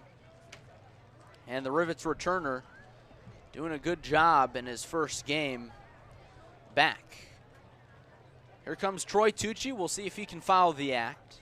He tapped out back to the pitcher in the 3rd inning. First pitch to him, curveball right down the middle, taken for a called strike. Kenosha middle infield shaded towards double play depth. Josh Leslie and Josh Byer. Josh is up the middle for Kenosha. Quick pickoff throw on Kleekamp. He's not going anywhere. Kleekamp standing there on first base with former Rivets teammate Sam Beers. The two were additions to the Rivets roster in the final 2 weeks of the season last year. Wyrather comes back for the 0-1 to Troy Tucci, and he takes a big hack and a miss, and it's 0-2. Tucci now graduated from Rockford University. Got a call from JT Scara a few weeks ago and asked if he wanted to be a temporary player for the Rivets before some of the D1 guys come to the roster, and Tucci gladly accepted the offer. 0-2 offering. Fastball hit the spot, but it's outside the zone. Liebert set up on the outer half, and that's where Wyrather pitched it. And it's 1 ball and 2 strikes. And Tucci posted a .265 batting average for Rockford in the spring. Said he put a lot of pressure on himself in the early going. And that showed in his numbers. Hit 200 in March. Wyrather delivers a fastball that bounced in front of the plate. Nice stop by Kirk Liebert to keep it out in front. It's back even at 2-2. But Tucci batted .208 in March, 200 in April, and hit .412 in May. You think baseball's a mental game? We'll see if Tucci can let loose here. 2-2 pitch, wave and a miss for strike 3. Wyrather went off speed to the changeup, out over the heart of the plate, and caught Tucci swinging. Looked like he was sitting fastball. That's the 9th strikeout of the game for Brock Wyrather. And now the order flips for Peter Fusek. One of 3 MATC Stormers on this Rivets roster. 0 for 2, reached on an error his last time up and came around to score. He squares and drops down a hard bunt back to the pitcher. Wyrather throws the second for 1, and that's all they'll get. Fusek was busting it down the line. It was not a very good bunt. It would have been favorable if he could have bunted it a little bit further towards first base, but instead, kind of right back towards the mound. Heads up play by Wyrather to get the lead runner in Kleekamp. So he's cut down for out number 2. Fusek reaches on a fielder's choice. And the inning comes down to Wade Elliott, who's 1 for 2 with a single. First, a quick pickoff throw to check on Fusek, and he dives back safely. He was barely a few steps past the bag at first base. Elliott ripped his single down the third base line past a diving Cusick in the 4th inning, excuse me. And another pickoff throw to check on Fusek, back standing. Action now in the Kenosha bullpen. Try to get a number on him here shortly. Elliott waits for the first pitch. Now Fusek takes off. Fastball misses inside. The throw is not in time. The throw was a little bit high, and the second baseman, Josh Byer, couldn't bring down the throw in time. So now Wade Elliott out in front 1-0. Another single like the one he had in the 4th inning could result in Rockford's second run of the ball game. 1-0 Rivets, top half of the 6th. And Rather is certainly rattled by the base runner. Checked on Fusick 2 times at first base before he took off for second. He stepped off the rubber to give him a look there. He's back on now, looking for the sign from Kirk Liebert. He's got it, sets at the belt, kicks and fires the 1-0 pitch. Changeup misses downstairs near the shins of Fusick, or excuse me, Elliott. Wade Elliott, the 2 batter in the Rivets order. Waves the bat around a few times, bounces with his knees, trying to stay loose in the right-handed batter's box. 2-0 pitch on the way. Fastball misses high and away. 3 balls and no strikes on the number 2 batter in the Rivets order. Rather looking to avoid his first walk of the afternoon. Runner in scoring position for Rockford. We'll see if Elliott has the green light. 3-0 pitch. He does not have the green light, and he takes a fastball on the inner half, and it's 3-1. As Elliott looks down to the third base coach's box, Rivets manager J.T. Scarra claps his hands twice as if to say, all right, hitters count now, you've got the green light. We'll see if the third baseman gets a pitch to hit. 3-1 from Rather. Bounces in the dirt, way outside. Liebert knocks it down, and it's a walk. First walk of the game for Rather. 2 on, 2 out for Dylan Robertson.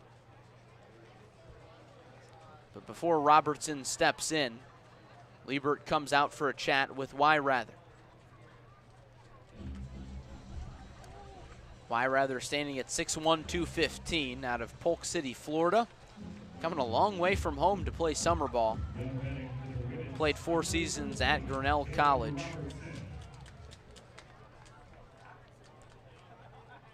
And just to capture how rare a walk is from him, in 35 innings, Rather struck out 39 batters and walked just 8 this spring. Runners on first and second. 2 down for Dylan Robertson. First pitch to him. Swung on and popped foul into the parking lot outside of the third base dugout. And that one hit a car flush. Hopefully that bounced off just the roof of a car.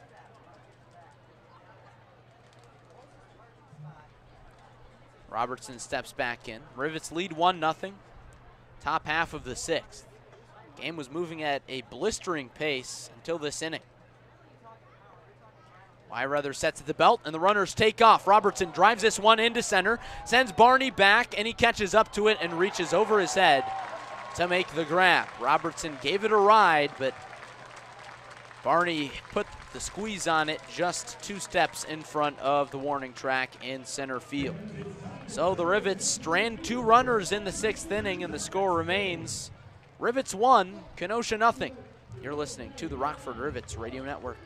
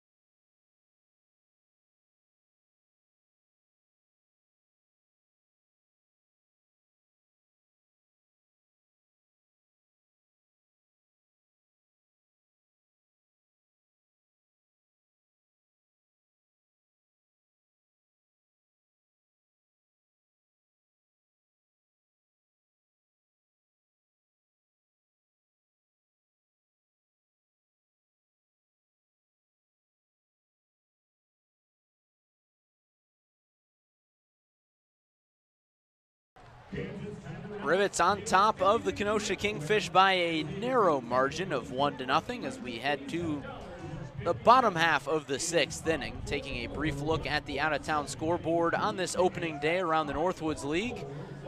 Looks like the only other game in action right now is taking place to our north in Fond du Lac as the Dock Spiders are ahead of the Green Bay Booyah 8-0 in the bottom of the 4th.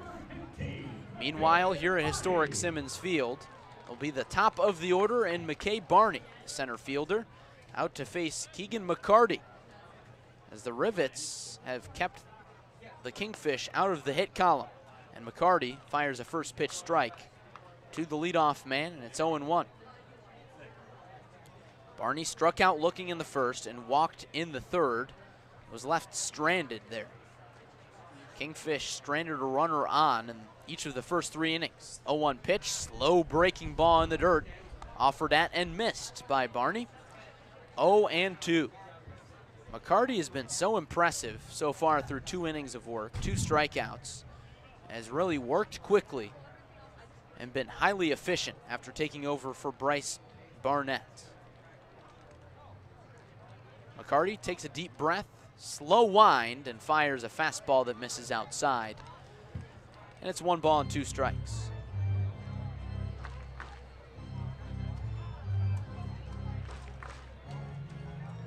Final line on Bryce Barnett. 3 strikeouts, 4 walks, no runs, no hits, 3 innings. 1-2 pitch to Barney. McCarty tried to bury another one in the dirt, and the center fielder did not chase. 2 balls and 2 strikes now. Barney was a highly touted recruit out of Mesa, Arizona, and originally committed to BYU. 2-2 pitch. This one's hit well into center field, sends Fusick back, and now he's got a beat on it and makes the grab with 2 hands. Barney gave it a ride, just got too far under it.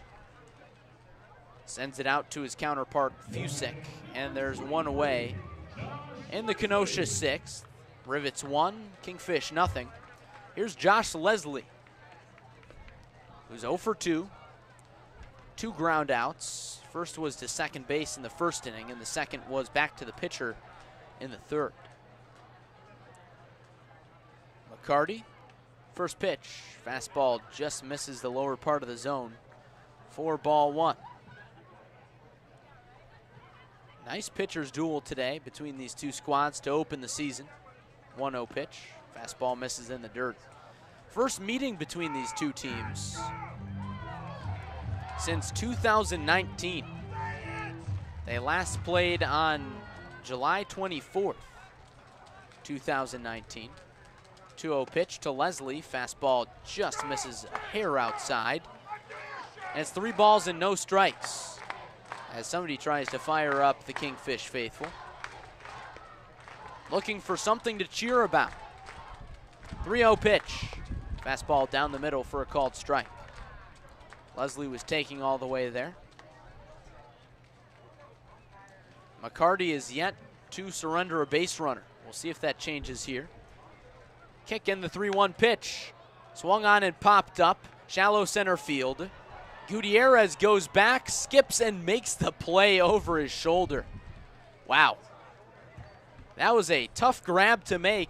Long run for Gutierrez, the shortstop, who's playing straight up. And really, if Fusick wasn't playing so far back, that would have been his play to make. But a phenomenal running grab by the shortstop, Gutierrez. Scored P6. And there's 2 down for Kirk Liebert, who reached on a walk in the first and grounded out to shortstop in the third. First pitch to him is a fastball that misses outside. Liebert, the former Rockford Rivet for 2 seasons. Fastball pops the mid of Kleekamp and draws the strike call from the home plate umpire, Jeff Osborne. It's 1 ball and 1 strike. Liebert hit .289 in 16 games last summer for the Rivets.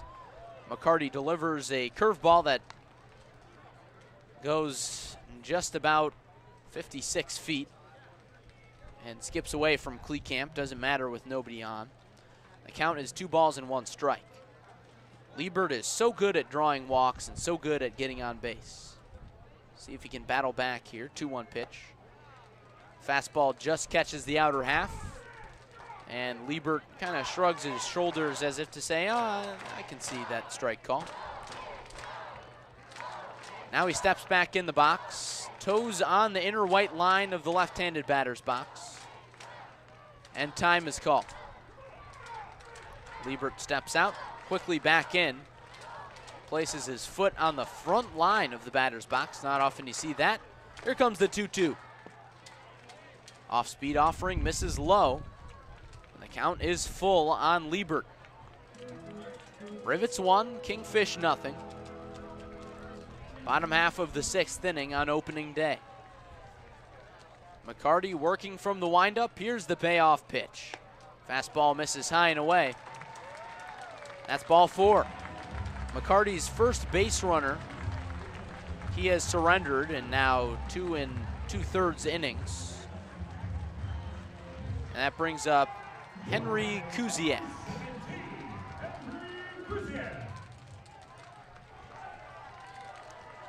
Kuziak 0 for 2 with a ground out and a fly out.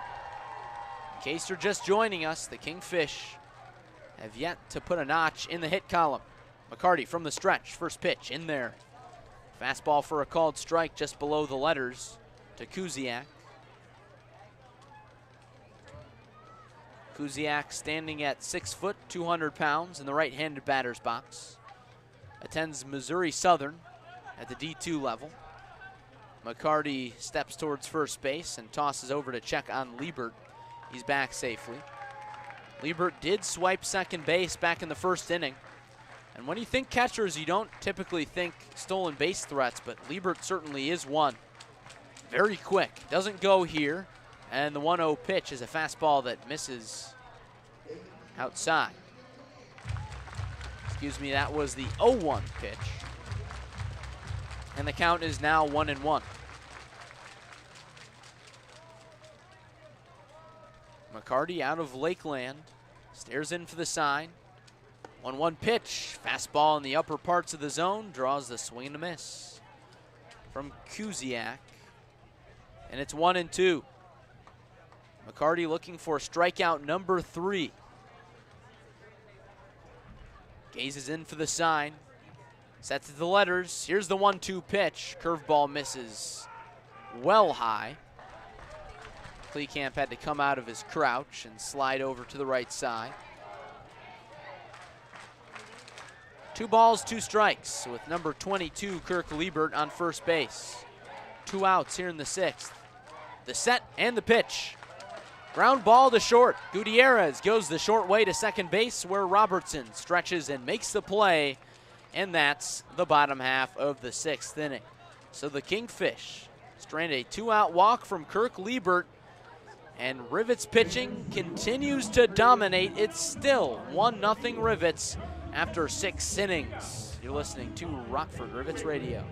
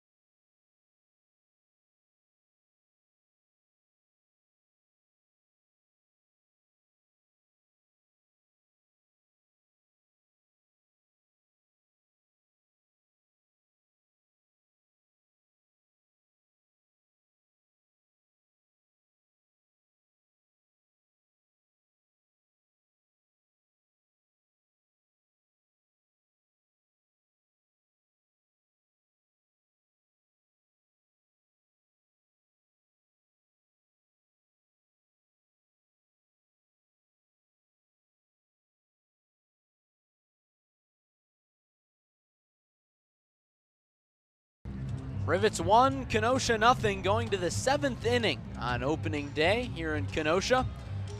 Beautiful day for a ball game, overcast skies, but a comfortable temperature of about 72 degrees, and it's a new pitcher in the ball game for the Kingfish, Randon Dahlman, the right-hander out of St. Louis University, native of Columbus, Wisconsin.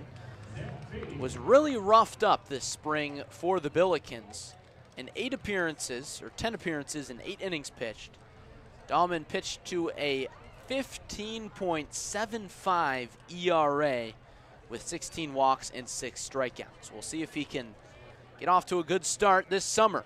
He'll face 4, 5, 6 in the Rivets order, starting with Zach Beatty. First pitch. Fastball pops the mitt of Liebert and catches the bottom right corner of the zone to the right-handed batter Beatty, and it's 0-1. Beatty is 0 for 2 with 2 strikeouts. Dahlman working completely from the stretch and fires a fastball over the head of the catcher Liebert, and it's 1-1.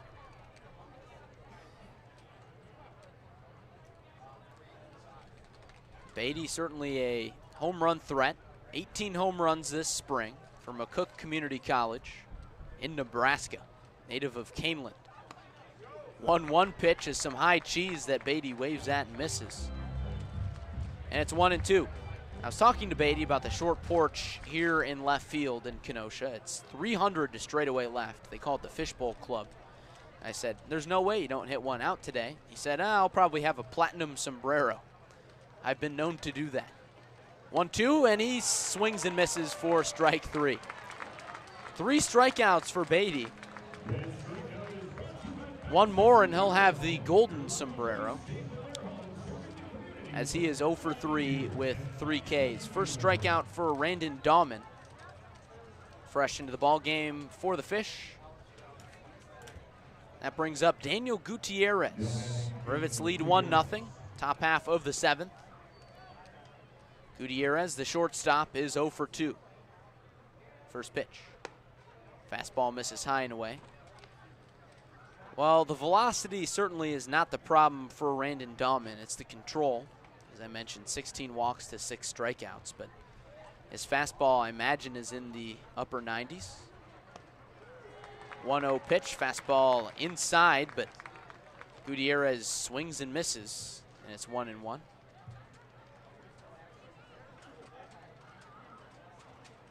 Gutierrez, the former D1 player at Chicago State, now plays for NAIA Roosevelt. 1-1 pitch. Fastball misses way upstairs. Above the head of Gutierrez, who stands at 5'10".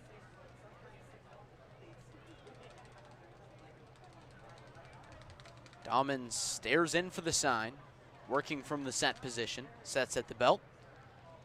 2-1 pitch. Curveball gets away from him, and it was behind Gutierrez, and the ball hit the backstop and rolled halfway back to the mound. So Dahlman will get a new baseball. Maybe that was the problem. He gets a new one, wipes it with his hands, moves some dirt around on the mound, puts his glove back on, and gets ready for the 3-1 pitch. We'll see what Gutierrez can do with it. It's on the way. Fastball in there for a strike, and the count is full.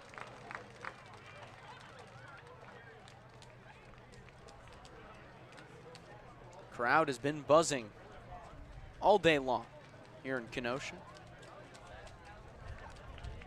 Payoff pitch.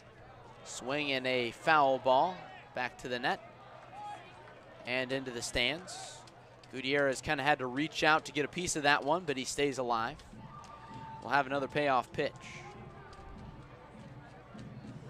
Gutierrez was second in the entire NAIA with 32 stolen bases, so he's got good speed. We'll see if he can put the ball in play. 3-2 pitch almost hits him. He leans away from it. Fastball up and in, and that's ball 4.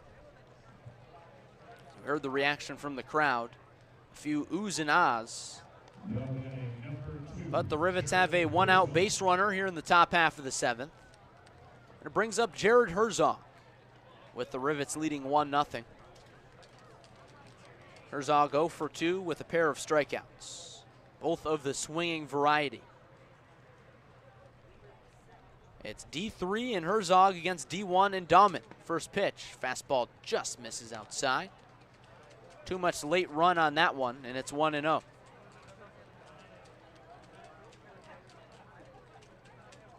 We'll see if Gutierrez takes off for second base. He's got a few step lead, not going.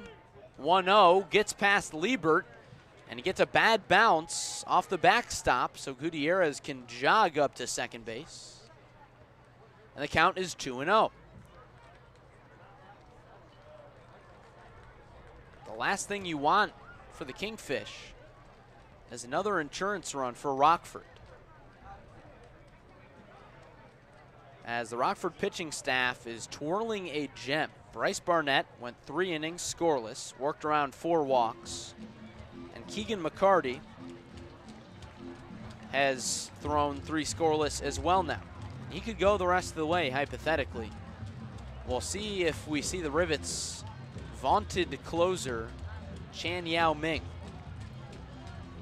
out of Taiwan, coming to the States for the first time ever, just to participate in this Northwoods League season. We'll see if we talk about him a little bit more later. Herzog steps back into the box, awaits the 2-0 pitch from Brandon Dahman. It's on the way. Swing and a foul back to the screen. 2 balls and 1 strike. A shallow single should be enough to score the speedy Gutierrez from second base. He chats it up with fellow shortstop Josh Leslie, not being held on.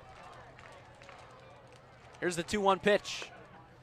Fastball paints the black on the outer half, and Dahman has come all the way back. It's 2-2.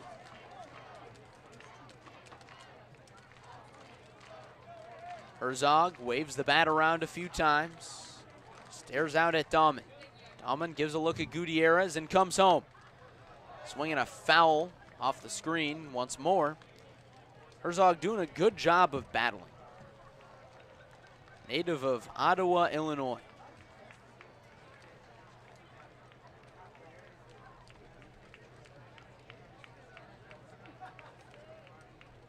About an hour and 15 minutes south of Rockford, so Herzog not playing too far from home this summer. And now Dahman steps off the rubber for another 2-2.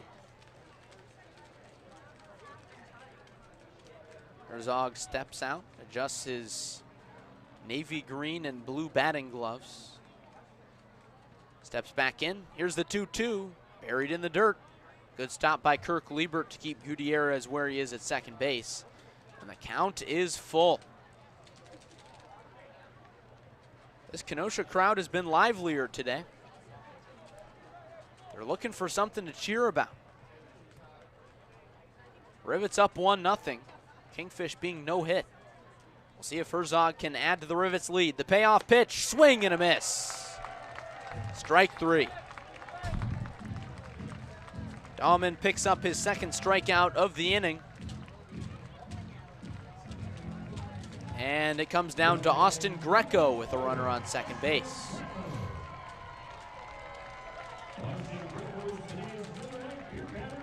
Dahman has had a lot of success with that fastball and just really pump it by a lot of hitters. We'll see what he can do against now a fellow D1 player in Austin Greco, the freshman from Miami, Ohio. 0 for 2 with 2 strikeouts. First pitch. Fastball grounded into the hole at shortstop. Josh Leslie fields, throws, and it gets away from the first baseman, Beers. Gutierrez comes around third and scores easily.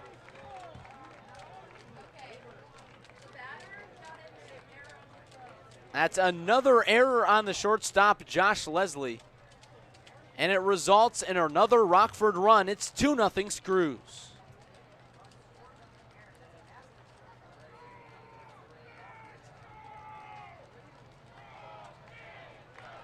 That brings up Jake Kleekamp with a runner on base and 2 outs.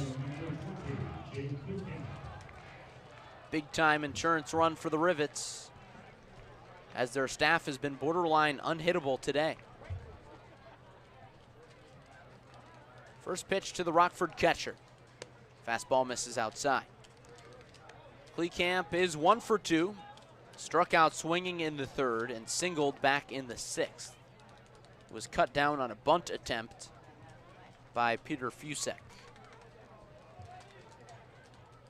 Waggles the bat back and forth behind his helmet. Dahlman steps off and checks on Greco, who dives back safely. Now the Kingfish crowd comes to life a little bit. They do a great job of putting on a show in between innings here at Simmons Field. It's about keeping them engaged during the game. Runner takes off, pitches in there for a called strike, and the throw gets into center field. Greco didn't really realize it until it was too late, so he stays put at second base. But the right fielder swipes second base for the Rivets. And there's an RBI out there for Jake Kleekamp. 1-1 count.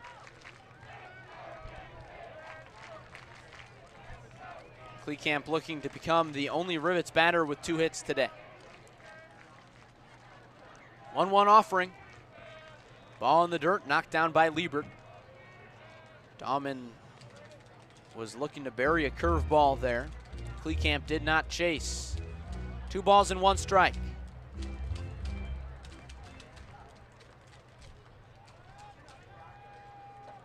Kleekamp with white batting gloves and orange cleats. 2-1. Popped up foul over our heads and out of play. Out of the stadium, in fact. A few folks in a neighboring parking lot saw that ball sail out of the stadium. And the count is 2-2. Big spot in this game in the top half of the 7th. The Rivets could pick up another insurance run. The 2-2 pitch swung on and missed. And that's strike 3. So Randon Dahlman strikes out 3 batters in the 7th, but allows an unearned run as Daniel Gutierrez comes around to score on an E6 by Josh Leslie. It's stretch time in Kenosha, and the Rivets are up now 2-0. You're listening to the Rockford Rivets Radio Network.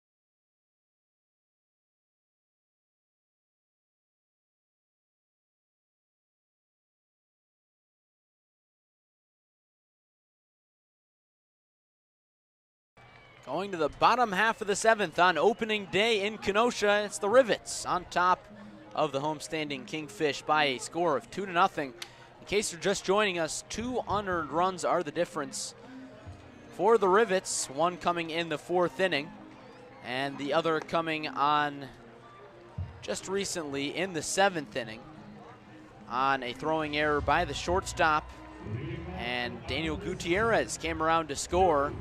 Those insurance runs are big, but I don't even know if the Rockford Rivets rotation needs them. Bryce Barnett pitched 3 scoreless, didn't allow a hit, and Keegan McCarty has taken over where Barnett has left off. Has been really solid through 3 innings of work. Kenosha still hitless. McCarty going to work against O'Laughlin and places a fastball in the upper part of the zone, and O'Laughlin swings and misses for strike 1. O'Laughlin is 0 for 1 with a walk and a swinging strikeout. Came back in the fourth. 0-1 pitch is in there for a called strike. McCarty with a sweeping breaking ball. O'Loughlin thought about squaring around, pulled back his bunt attempt, only for it to be called a strike. Quickly 0-2.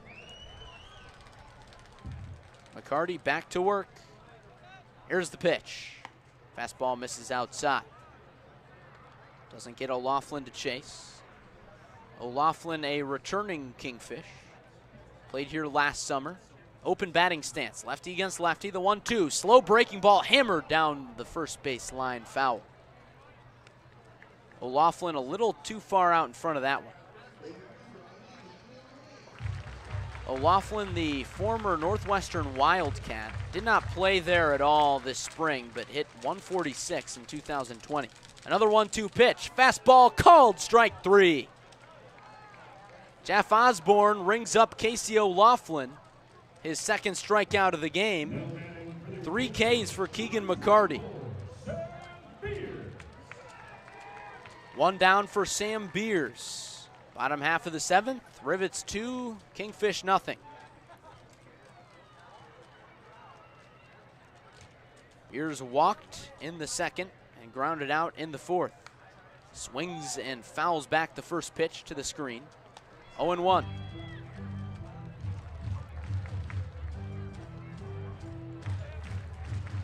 And you can really tell Beers' at-bats in the Northwoods League last summer made a big difference for him as he tore up the circuit at the D3 level this spring. Grounds one sharply to third, and it gets through the 5-hole of Wade Elliott. He completely booted it. It squirts down the left field line. Left fielder Chuchi over to field it and throw into second base, but Beers stays at first. That'll be scored in E5. Was sharply hit, but Wade Elliott was able to get a glove on it. I think it took a bit of a nasty hop on him. Charged with an error. That brings up Sean Tillman as the Kingfish have another base runner. Base runners in consecutive innings here in the 6th and 7th. First pitch to Tillman. Fastball misses high and away for ball 1. Tillman has already grounded into a double play in this game. That came back in the 2nd. Was of the 6-4-3 variety. He also struck out swinging in the 5th. 1-0 to him. Fastball waves and misses. And it's 1-1. We'll see if Tillman can move his Concordia, Wisconsin teammate around.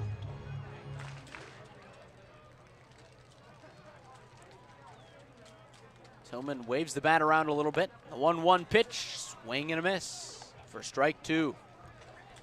McCarty has been so good with the fastball control, not leaving anything out over the heart of the plate, sticking to the paint on the inner and outer halves. That's what you got to do as a pitcher when maybe you don't have the best strikeout stuff. McCarty comes home with the 1-2, and he draws the foul tip into the glove of Kleekamp for strike 3. Tillman is retired, his 2nd K of the ball game. 4 Ks now for Keegan McCarty, 2 in this inning. Now it comes down to Josh Beyer.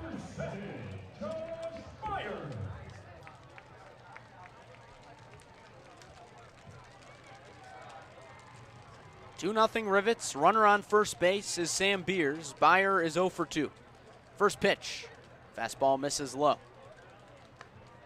Beyer, the right-handed batter, the junior from Milwaukee School of Engineering, majoring in mechanical engineering.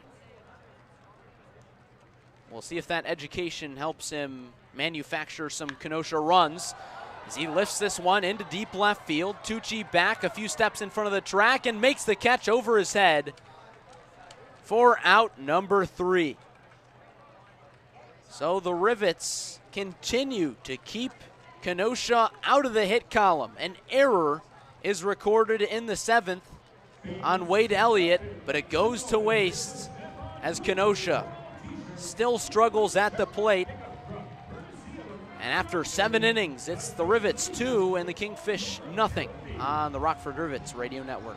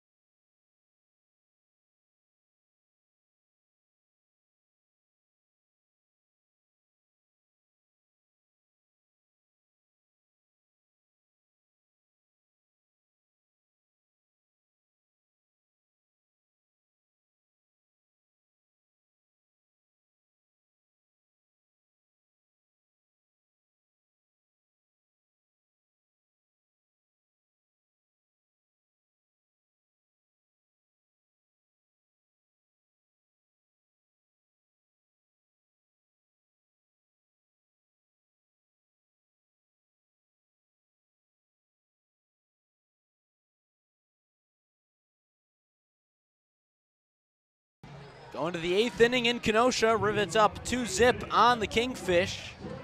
In case you're just joining us, the Rivets have pushed across 2 unearned runs, 1 in the 4th, 1 in the 7th. And on the pitching side of things, well, they've done quite well. Not allowed a hit through now 7 innings. But on the hitting side, it'll be Troy Tucci, Peter Fusek, and Wade Elliott. 9-1-2 due up to face Randon Dahman in his 2nd inning of work. First pitch to Troy Tucci, swing and a miss on a fastball that was in the left-handed batter's box to the right-handed Tucci. 0-1. Dahman struck out the side in the 7th inning. 3 strikeouts. 0-1 pitch. Fastball catches the inner half of the zone. And it's 0-2. Frankly, I'm not sure if that's the right terminology, the right way to put it. Striking out the side when you allow base runners in between. Usually I try to stray away from using that, but I don't know. Kind of depends who you ask. Here's the 0-2. Tucci offers and fouls it straight back. Out of play over the net, drops into the concourse.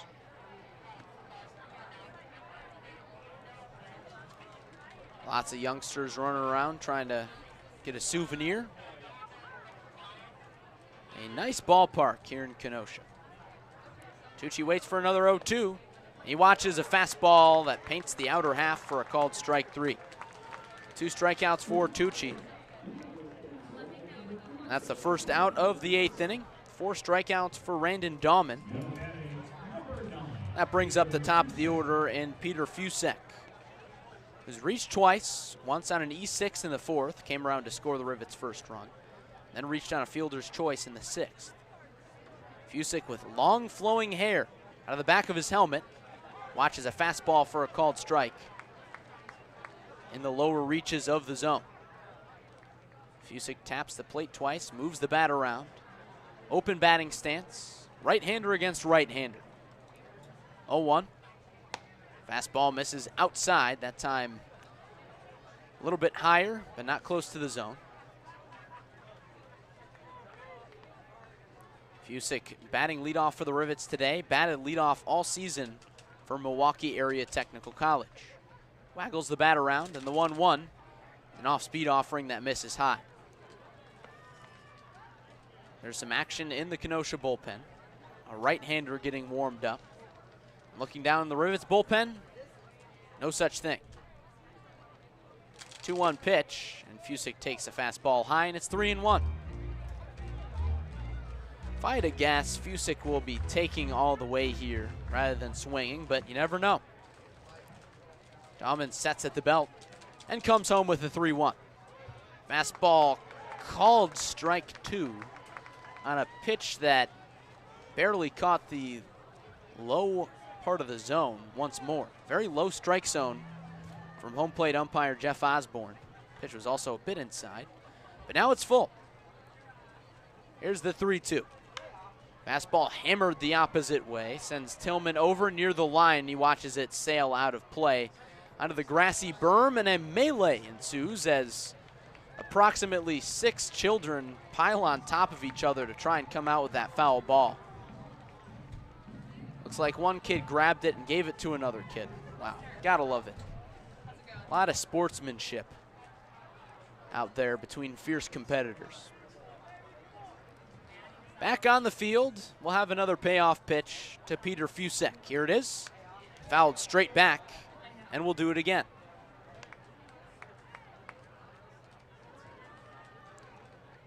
Where the press box is stationed here in Kenosha, it's directly on top of the home plate grandstand.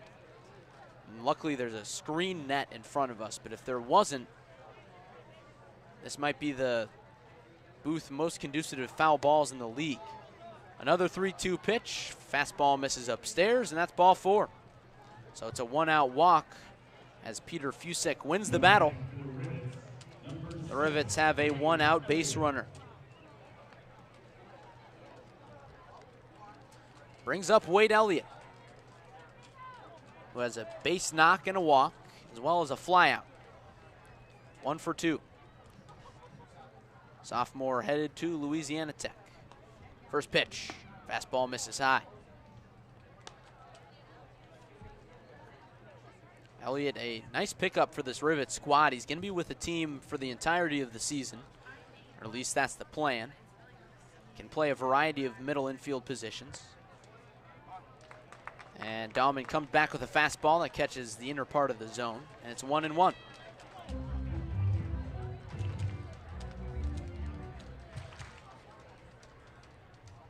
Elliott can play more than middle infield, playing third base today for the Rivets. Waits the 1-1 as Fusick takes off. Fastball misses high, throw down to second, not in time. Fusick has great speed. He was nearly standing on the second base bag by the time the throw came in after a slide.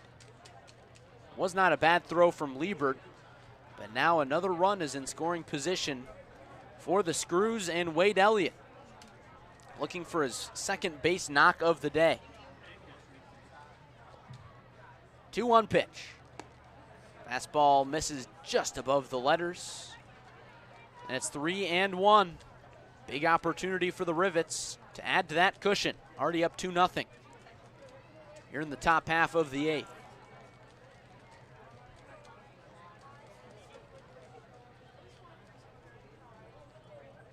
Dahlman steps off and steps back on.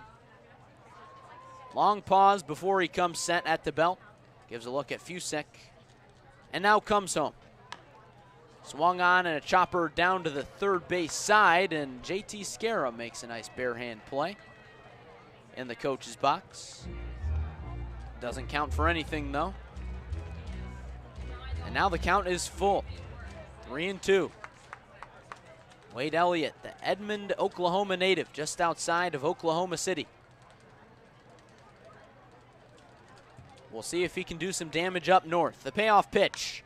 Liner up the middle, and that's going to drop in for a base hit. Fusick's being sent around third.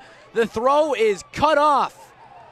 It's an RBI single for Wade Elliott, who moves up to second base on the throw as it squirted underneath Sam Beers in the middle infield.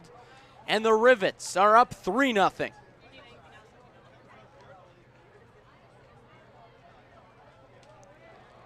And the Kenosha crowd is rendered silent. Get him on, get him over, get him in has been the theme today for the Rivets, as Wade Elliott picks up an RBI, his first of the season, his second hit of the ball game, as the Rivets add to their opening day cushion. 1 run in the 4th, 1 run in the 7th, and now 1 run here in the 8th. As Mike Paracco is out for a chat with Randon Dahlman and the entire infield. Looks like Dahlman's going to stay in the ball game. As we mentioned, Dahlman with a astronomical ERA of 15.75 this spring for St. Louis. Trying to post a little bit better numbers here in the summer, but it's not off to a good start. Brock Weirather looked really sharp through 6 innings of work for the Fish. Allowed 2 hits and 1 run. It was not earned. Struck out 9. Inning continues for Dylan Robertson with Wade Elliott on second base. The first pitch. Fastball misses low to the left-handed batter. Robertson lined out to shortstop in the first.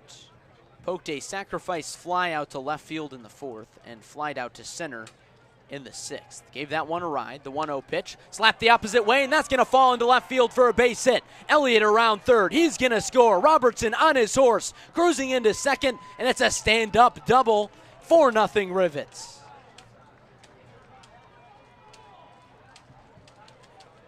Dylan Robertson, the freshman, goes oppo. And the line keeps on moving, and now it'll be a pitching change for Kenosha.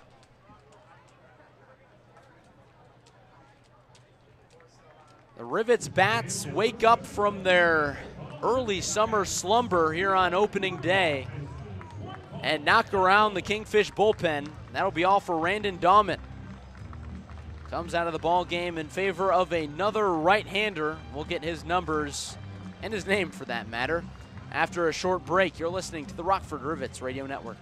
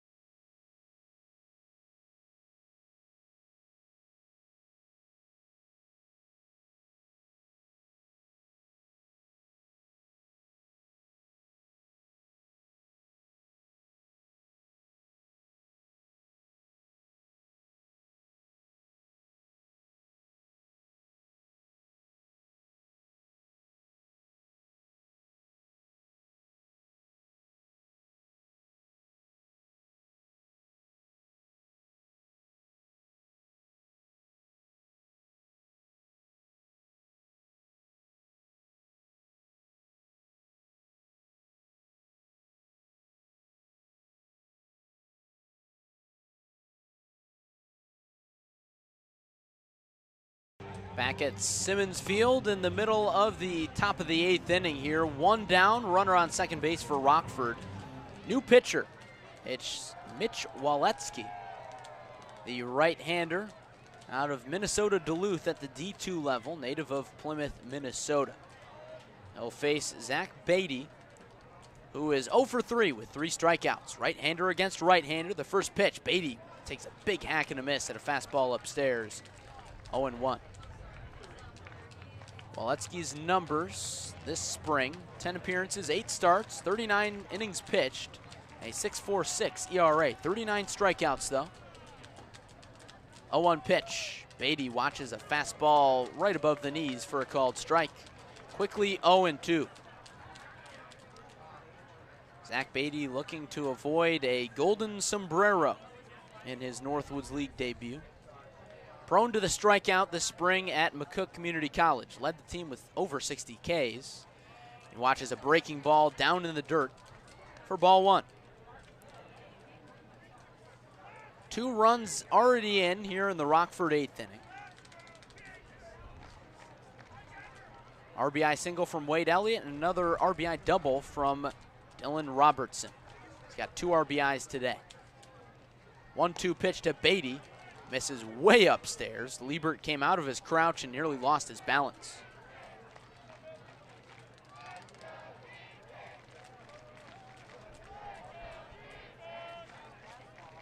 Kingfish fans coming to life.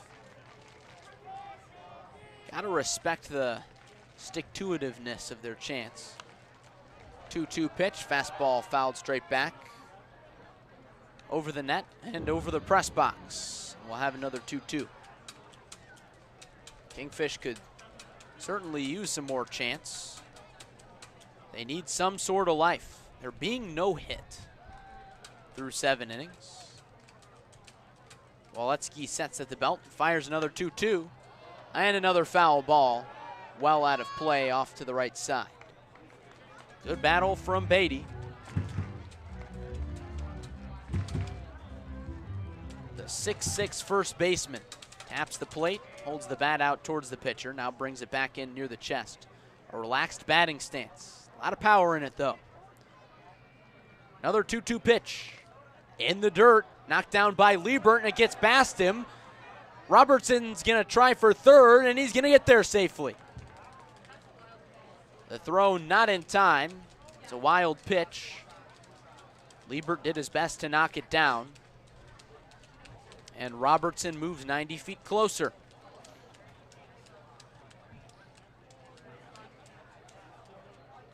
That draws the Kenosha infield in with 1 out. Beatty just needs to put one in play. Here's the payoff pitch. Line drive into center. Sends Barney back, turns around, and he watches it off the wall. Robertson sprints home. He scores easily, and it's a stand-up double for Zach Beatty. He hit it to the deepest part of the ballpark. Liner right off the wall. He crushed that baseball. And now the Rivets are ahead 5-0. 3 straight hits in the Rockford 8th. Back-to-back doubles. And Zach Beatty avoids the golden sombrero for now. Line keeps moving to Daniel Gutierrez, who reached on a walk in the 7th and came around to score. First pitch. Fastball misses low. Mitch Waletsky has not done a great job so far. Left that one out over the heart to Beatty. Can't really do that to the big fella. It was right in his wheelhouse. Waletsky sets at the belt. Slide steps. 1-0 pitch is a foul ball. Over the screen, out of play. 1 ball, 1 strike. Quite the juxtaposition here for the Rivets. Beatty on second base, probably the slowest runner. And Daniel Gutierrez, the fastest runner at the plate. 1-1 pitch. Gutierrez reaches for a fastball, and it's off the screen into the first base stands, and a fan makes a play off the net. These Kingfish fans have been quite adept at snagging foul balls, I gotta say. Credit where credit is due. 1-2 pitch from Mitch Waletsky to Daniel Gutierrez. Bounces in the dirt. Beatty's going to take off for third, and he dives in safely. Oh my goodness. An aggressive send by the big man. Took a huge dive into third base, kicked up a cloud of dust. Gets up, he looks to be all right, but boy, that was quite aggressive. Did not expect him to go. The ball was knocked down by Liebert. It stayed in front of the plate. It was a long run for him, sure. But, man, what a play by Beatty. Now Gutierrez draws the infield in, and he slaps it into right field for an opposite field base hit. Beatty comes home to score as the aggressive base running pays off. RBI base knock for Gutierrez. 4 straight hits, 5 straight base runners in the Rockford 8th. 6-0 Screws. Great piece of hitting by Gutierrez. That's exactly where you want to put it, with a runner in scoring position in right field. Here's Jared Herzog. Watches the first pitch, fastball for a called strike.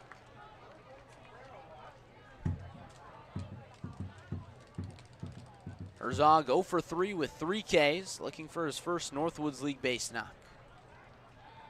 Quick check on Gutierrez by Waletsky's. Back with a slow dive. Gutierrez not far from the bag. Gutierrez was second in the entire NAIA with 32 swiped bags this spring. Doesn't go with a pitch, and the 0-1 is swung on and ripped foul. Opposite side into the parking lot. Did not hear any aluminum that time, so that's probably a good sign. Of course, whenever you hear aluminum in a wood bat college league, that's probably not a good sign. 0-2. Fastball down low. 1 ball and 2 strikes. Still just 1 out here in the 8th. 4 runs in for the Screws. 6 runs on 7 hits in the ball game. 1-2 pitch to Jared Herzog. Fastball called strike 3. Herzog thought about reaching for it. Pulled back, thought it was going to be outside, but home plate umpire had other ideas, and that's 4 Ks for Herzog in his Northwoods League debut. Finally 2 down in the inning. First strikeout for Mitch Waletsky after he surrendered back-to-back base hits to start his outing. Now Austin Greco steps in, 0 for 3. Gutierrez is caught leaning, and he's out on a pickoff throw from Waletsky. Gutierrez started leaning towards second base, and Waletsky just tossed it over in leisurely fashion. And Sam Beers put a good tag down on the hand of Gutierrez, and that ends the inning. But the damage is more than done. 4 runs on 4 hits in the Rockford 8th, and the new score is Rivets 6, Kenosha Kingfish nothing. Don't go anywhere. You're listening to the Rockford Rivets Radio Network.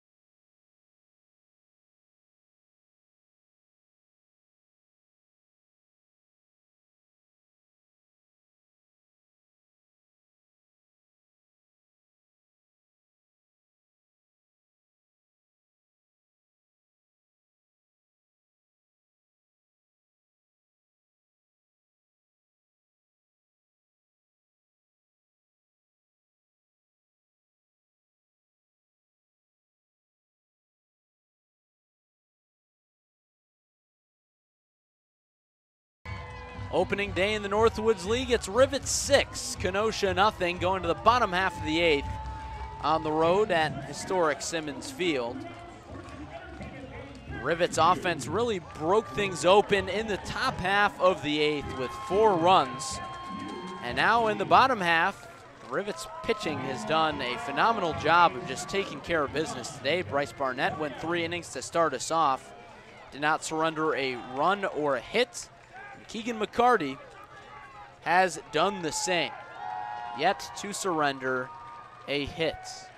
No runs, no hits, 2 errors for Kenosha, 6 runs, 7 hits, 1 error for Rockford. McCarty deals to the bottom hitter in the order, Harry DeLianis, and he takes ball 1 on a fastball high and away. Here's the next pitch. Big hack and a miss by DeLianis. Sends his helmet flying off his head. Almost lost it. Got long, flowing brown hair out of the back of the navy blue cap. 1-1 pitch, hammered over the head of Wade Elliott into left field.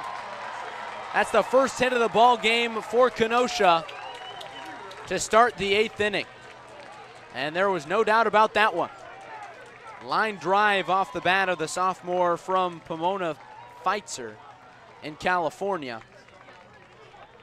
And Kenosha finally makes a mark in the hit column.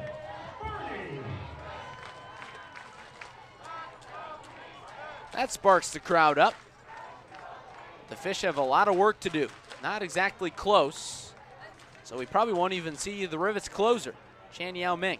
First pitch to McKay Barney. Fastball in there for a called strike. Barney, the leadoff batter, is 0 for 2 with a walk. Strikeout looking in the first. A walk in the third, and he was stranded on third base, and a fly out to center in the 6th. Here's the 0-1 pitch. Fastball outside for ball 1. DeLianis with decent speed took a big round on that single, which he pulled down the left field line. It was a long run for the left fielder Tucci, but he got it in time. So DeLianis remained at first base, the 1-1. McCarty goes off speed and misses high.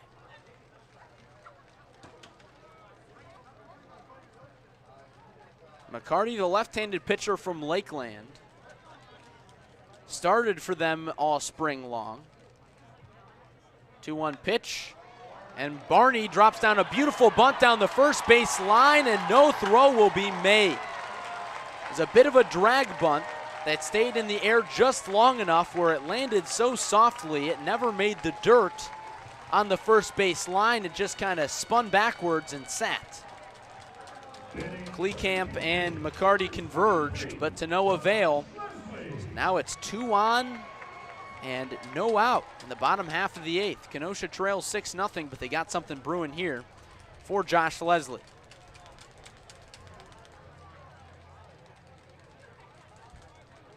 Leslie is 0 for 3. 2 ground outs and a pop out. Left-handed pitcher, right-handed batter. Corners shade in for the Rivets. First pitch. Fastball misses inside at the letters, and it's 1-0.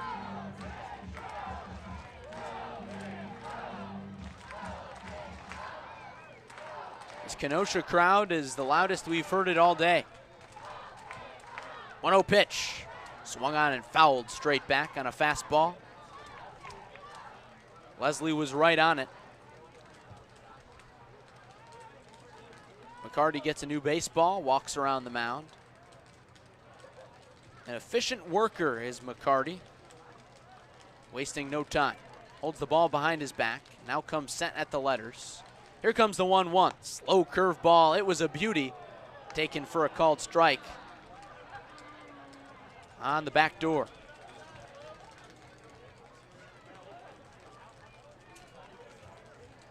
Count is 1-2. McCarty looking for the first out of this 8th inning. Sets with a closed stance and fires the 1-2, goes back to the curveball, and he got him. Leslie did not offer, he was frozen. 5 strikeouts for Keegan McCarty in the ballgame.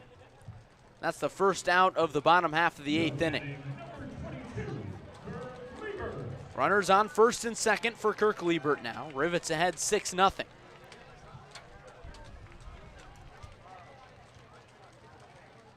Liebert, the former Rockford Rivet, could do some real damage to his former squad right here. First pitch. McCarty goes back to the curveball that had the left-handed batter Liebert frozen. Watches it for strike one.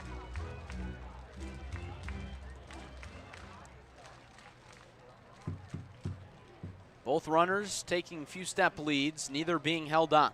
0-1 pitch. Swing and a miss from Liebert. Another curveball from McCarty. And that one had him laughing. McCarty's curveball is so good, he thinks it's funny. Liebert knew it too. Kenosha catcher steps out of the box, adjusts his helmet, steps back in. Wouldn't be shocked to see another curveball here. Here comes the 0-2. And that was a fastball that missed outside. 1 ball and 2 strikes. Looking down the Rivets bullpen. Rivets closer Chan Yao Ming is up stretching around, but not doing any throwing. McCarty sets above the belt and delivers the 1-2. Curveball lined up the middle to the shortstop. Gutierrez steps on second for one, on to first. Got him! Huge stretch by Zach Beatty to get the 6-3 double play. Keegan McCarty escapes the jam just barely. And the Rivets pitching walks the tightrope once more, but keeps the Kingfish off the scoreboard. The score remains Rivets 6, Kingfish nothing after 8 on the Rockford Rivets Radio Network.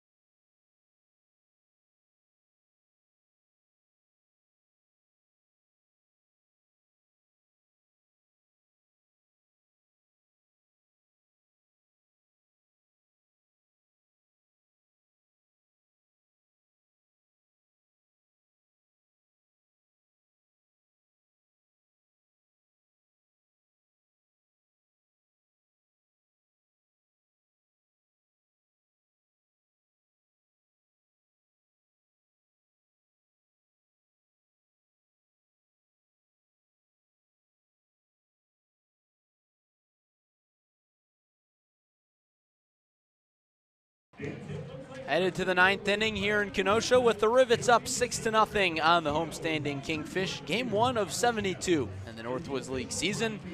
Boy, has it been a good one for the Rockford Rivets. 4 runs in the 8th inning highlight this game for Rockford. They knocked around 4 hits, and they've really cracked it open against the Kingfish bullpen after Brock Wyrather had a really solid start for the Kingfish. Went 6 innings, did not allow an earned run while striking out 9. And on the other side of things, the Rivets pitching has held steady. Bryce Barnett started with 3 scoreless innings, and Keegan McCarty has found a way to keep the Kingfish off the board. It'll be the lower third of the Rockford order looking for even more insurance, starting with Austin Greco. First pitch to him, fastball in there for a called strike. Greco was left standing at the plate after Daniel Gutierrez was picked off first base to end that 4-run 8th inning. 0-1 pitch. Fastball dots the outer half for a called strike. Mitch Waletsky back out there for another inning of work after he was thrown into the fire in that 8th inning. Working from the windup here. Slow wind, and the 0-2 pitch is fouled straight back over the net and out of play by Greco. Greco reached on an error in the 7th inning. That resulted in a Rockford run. Waletsky nods. Here's another 0-2, and that time he got him swinging. Buried an off-speed offering in the dirt. Greco went chasing. 3 Ks for Greco And he is Kenosha's beer batter today. So whoever made that choice in the press box had a good pick. Here's Jake Kleekamp looking to avoid his third strikeout of the day. 1 for 3 with a base hit. Watches a curveball miss upstairs for ball 1.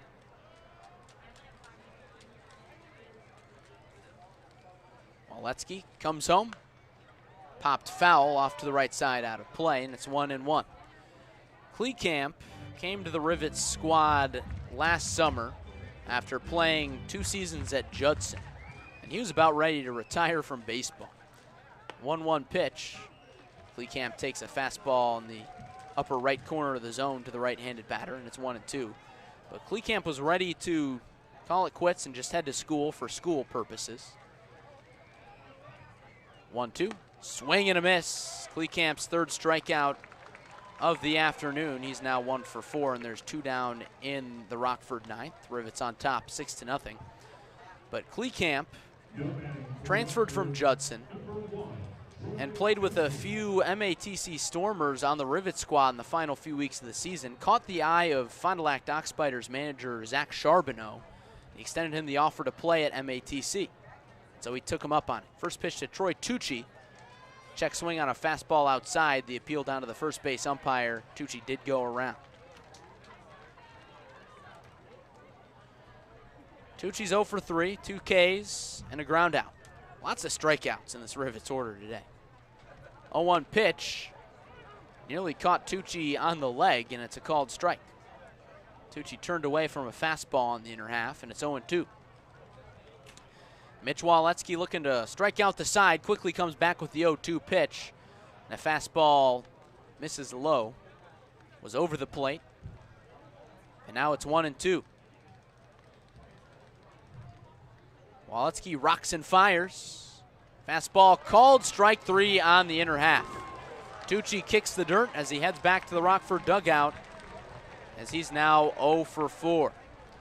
Mitch Waletsky strikes out the side here in the Rockford ninth, but the Rivets have plenty of insurance.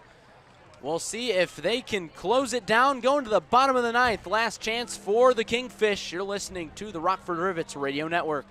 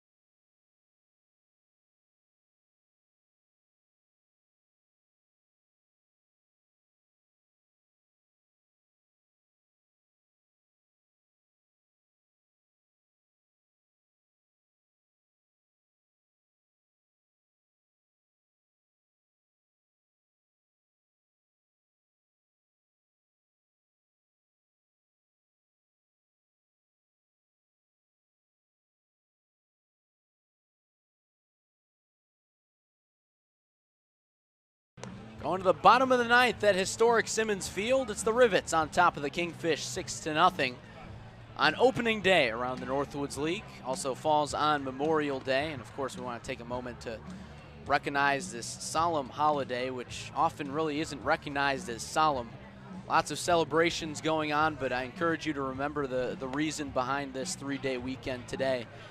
And I want to take a moment to thank all the military families who have lost loved ones overseas serving our great nation. Kingfish head to the bottom of the ninth. They will send up 4, 5, 6 in the order. Henry Cusiak, Casey O'Laughlin, Sam Beers. It'll take a borderline miracle for these Kingfish to come back. Rivets pitching staff has been so good. First pitch from Keegan McCarty. Swung on and popped over our heads over the net, and it's 0-1. Keegan McCarty took over for Bryce Barnett in the fourth and has surrendered 1 hit and struck out 5. Barnett went 3, striking out 3. Barnett rocks and deals. Fastball misses outside. And it's 1-1. Henry Kuziak, the sophomore from Missouri Southern, is 0 for 2 with a fielder's choice. Waggles the bat on his right shoulder and takes a big hack and a miss at the 1-1 fastball, and it's 1-2. Does not look like we will see the Rivets closer, Chan Yao Ming, in this one. 1-2 pitch.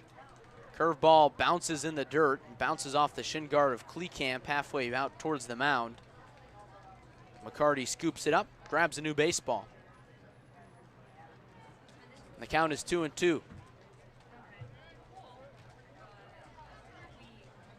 Nice crowd on hand today in Kenosha. Great way to start the season with a nearly full ballpark. 2-2 pitch.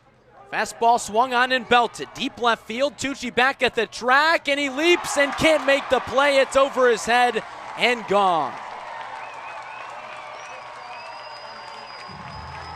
Henry Kuziak salvages his day with a solo home run in the bottom of the 9th for the Kingfish's first run of the day. It's now 6-1.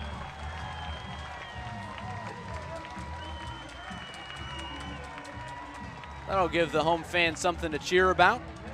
Kuziak did knock 12 home runs this spring at Missouri Southern, so perhaps not a surprise. There goes the shutout. First pitch to Casey O'Laughlin. Fastball in there for a called strike. O'Laughlin checked up his swing, but to no avail. O'Laughlin 0 for 2. 2 strikeouts and a walk. 0-1 pitch. Dirty curveball. Dropped too low, and O'Laughlin took it. It's 1-1. O'Laughlin, lefty batter against the lefty pitcher. He watches a fastball high and away, and it's 2-1. Brief look at the out-of-town scoreboard. Only other game in progress. Fond du Lac on top of Green Bay, 13-0. 2-1 pitch. Looks like a curveball that got spiked in front of the dirt and home plate over the head of Kleekamp.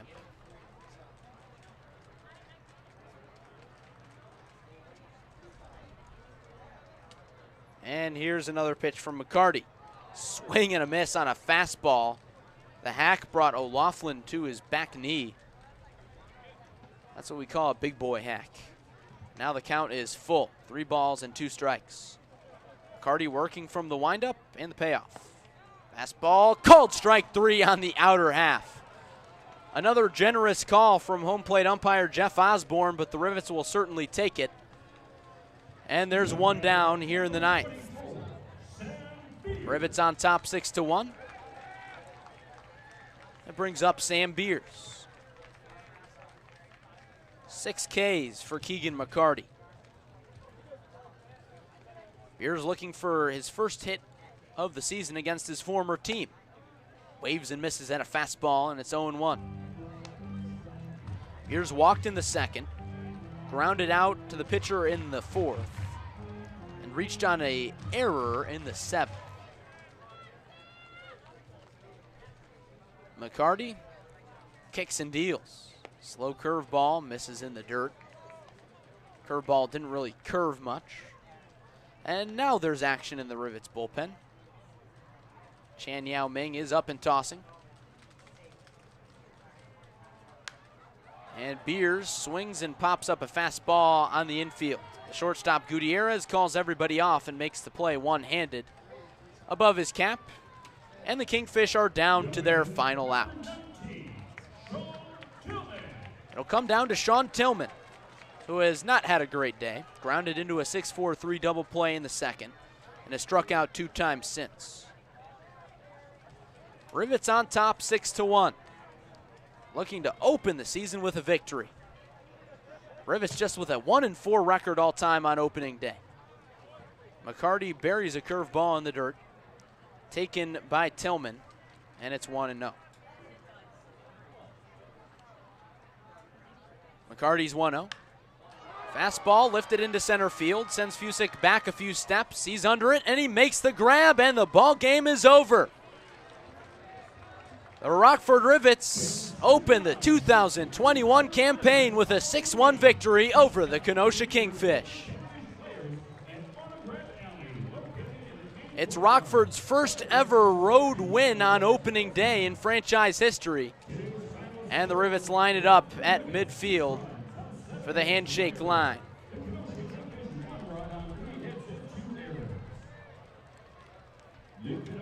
A phenomenal performance by the Rockford offense, posting 7 hits in this one and 4 runs in the 8th inning to really seal the deal. We'll be back with the totals and the final lines after this. You've been listening to the Rockford Rivets Radio Network.